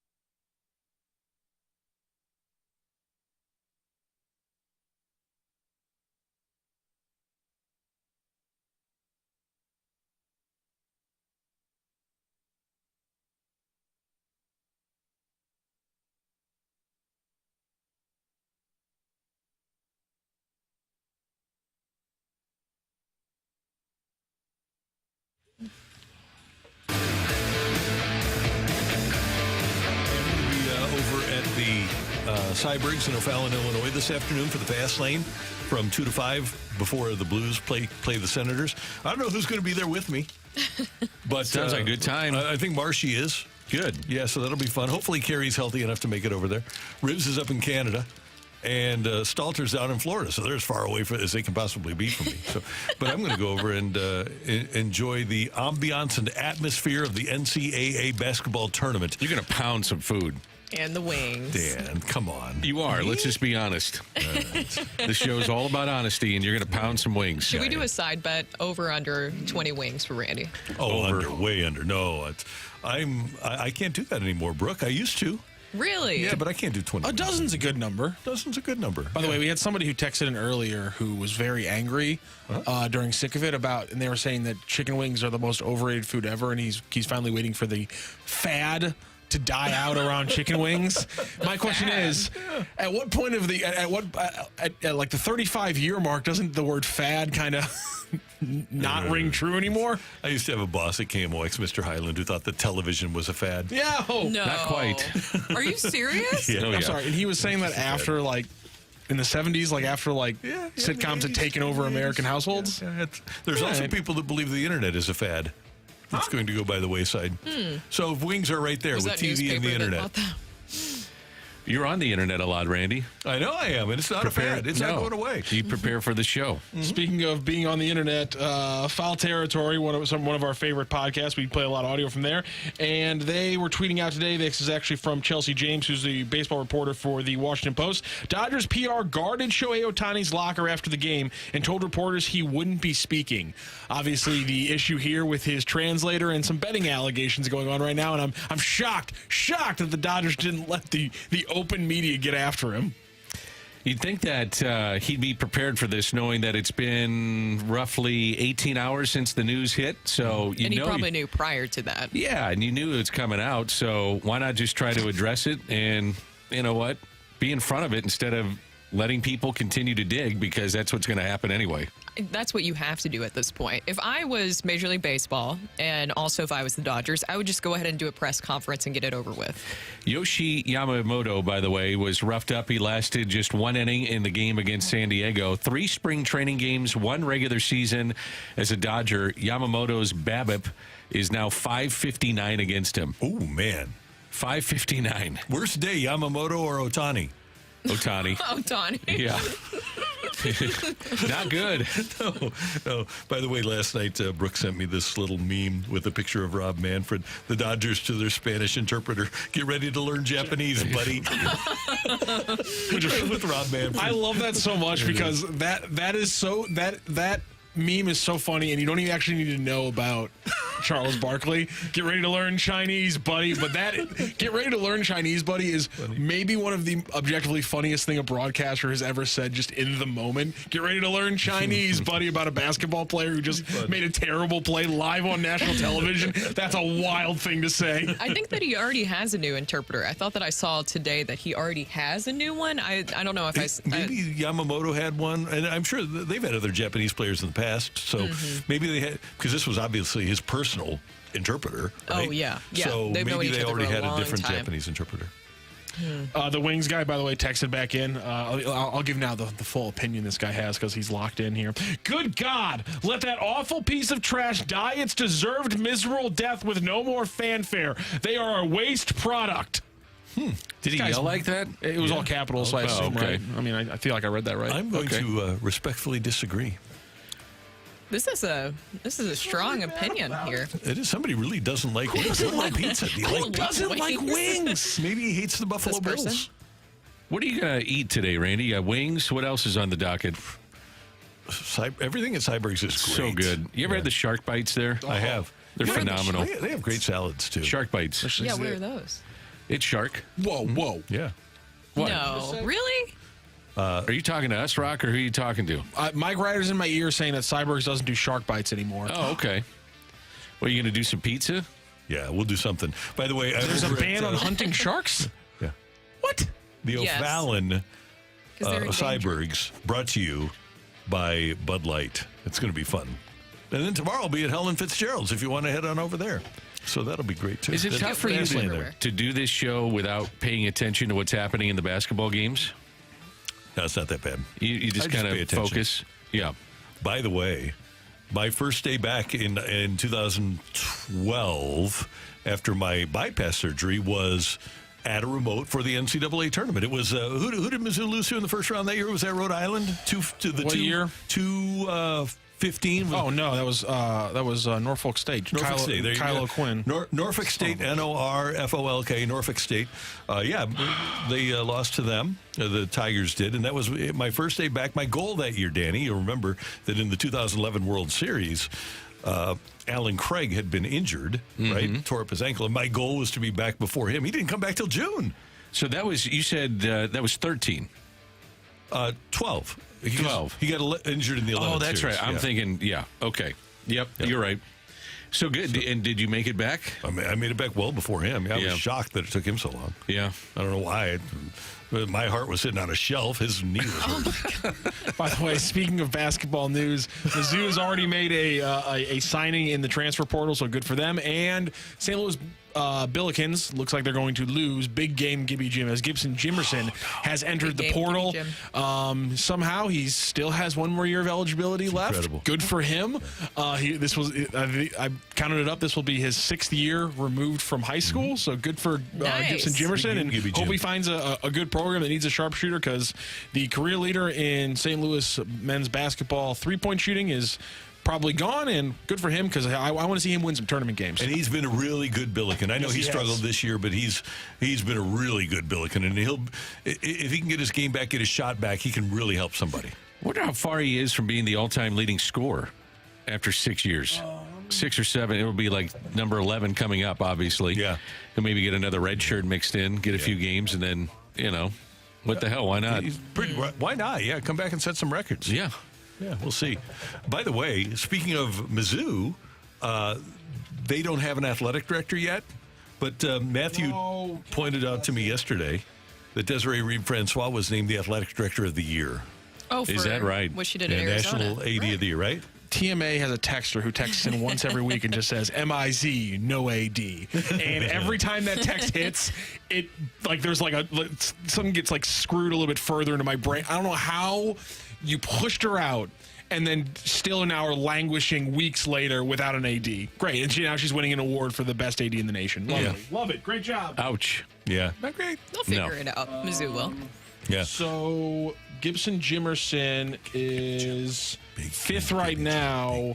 He passed Scott Highmark midway through this season. He's at 1,800. So in 1972 is Anthony Bonner. So he's only he's only 150 points behind him. I wonder if that would be a motivating factor to come back. Yeah. I think that should be. 1972 is Bonner, and I'm looking at 1825 on College Ref for Gibson. So Rammer just texted me, 5th all-time scorer past Scotty Highmark. Thanks, Rammer, for the info. Yeah, appreciate that. He's only got 150 points to go before he would pass Bonner. Let's do it. Love listening to Rammer and Earl. They make it fun. They do. Let's get a head Two coach. great guys. Yeah, like listening to you guys. It's been a fun show. Thanks to our producer, audio, video engineer, the one, the only Matthew Rocchio. Pleasure. Brooke, did you have fun today? I did. What'd you get there at the end of the show? What'd you say? What'd you get there at the end of the show? Did somebody throw something at you? Yeah, you scared me earlier because I wasn't expecting it. You threw a Reese's. Oh, no, please don't throw grapes at me. No. And also, I'm stuck on these shark bites right now. And so now I looked it up, and I don't want to be that person, but it does look like chicken. Does it taste like chicken? Did you guys have the shark More bites? fishy, more a little more fishy. It was really good, It though. looks like chicken bites. Outstanding. They're outstanding, is right. And Randy, good luck to you. If you're flying solo, or if you have a cast of characters, I know that you haven't been in this business very long, so I hope you can get through it. I'm going to try, Dan. It's been difficult. So we'll do Good our luck best. today. Hey, brother, you remember doing draft day? NFL draft day? It was 8 hours. Yeah, it was awesome. Yeah, I enjoyed that. Yeah, me too. We had some fun. You'd send me out to Rams Park to get all the sound, and then we'd come back and talk about it. Yeah. It was fun. And then we'd be really excited about the draft picks until we saw them. That's pretty much true. Hey, we thank you for tuning in, texting in, and being a part of the show. We've got a balloon party with T-Mac and Ajax coming up. And then the BKM Ferrario program is going to be also out at Cyberg's in O'Fallon. So you can be out there and watch the games with them from 11 to 2. And then I'll see you at 2 o'clock along with Marcy and maybe Carrie on that show. For all of us here in this room, until tomorrow morning at 7, have a great Friday Eve, St. Louis.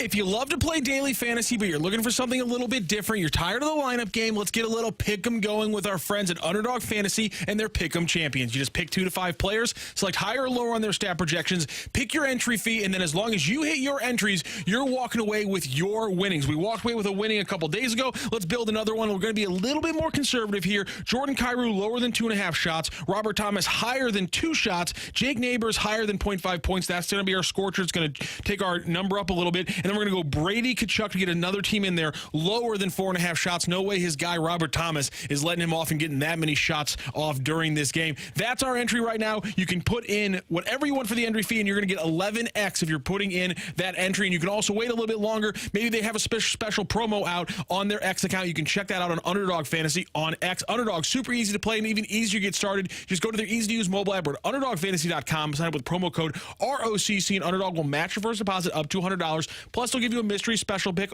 to use on your first pick'em entry. That's Underdog Fantasy, promo code ROCC to get your first deposit of $10 or more, up to $100 matched, plus your special pick. Must be 18 plus and present to stay where Underdog Fantasy operates. Terms apply. Concern with your play. Call 100-GAME-OVER. Visit www.ncpgambling.org.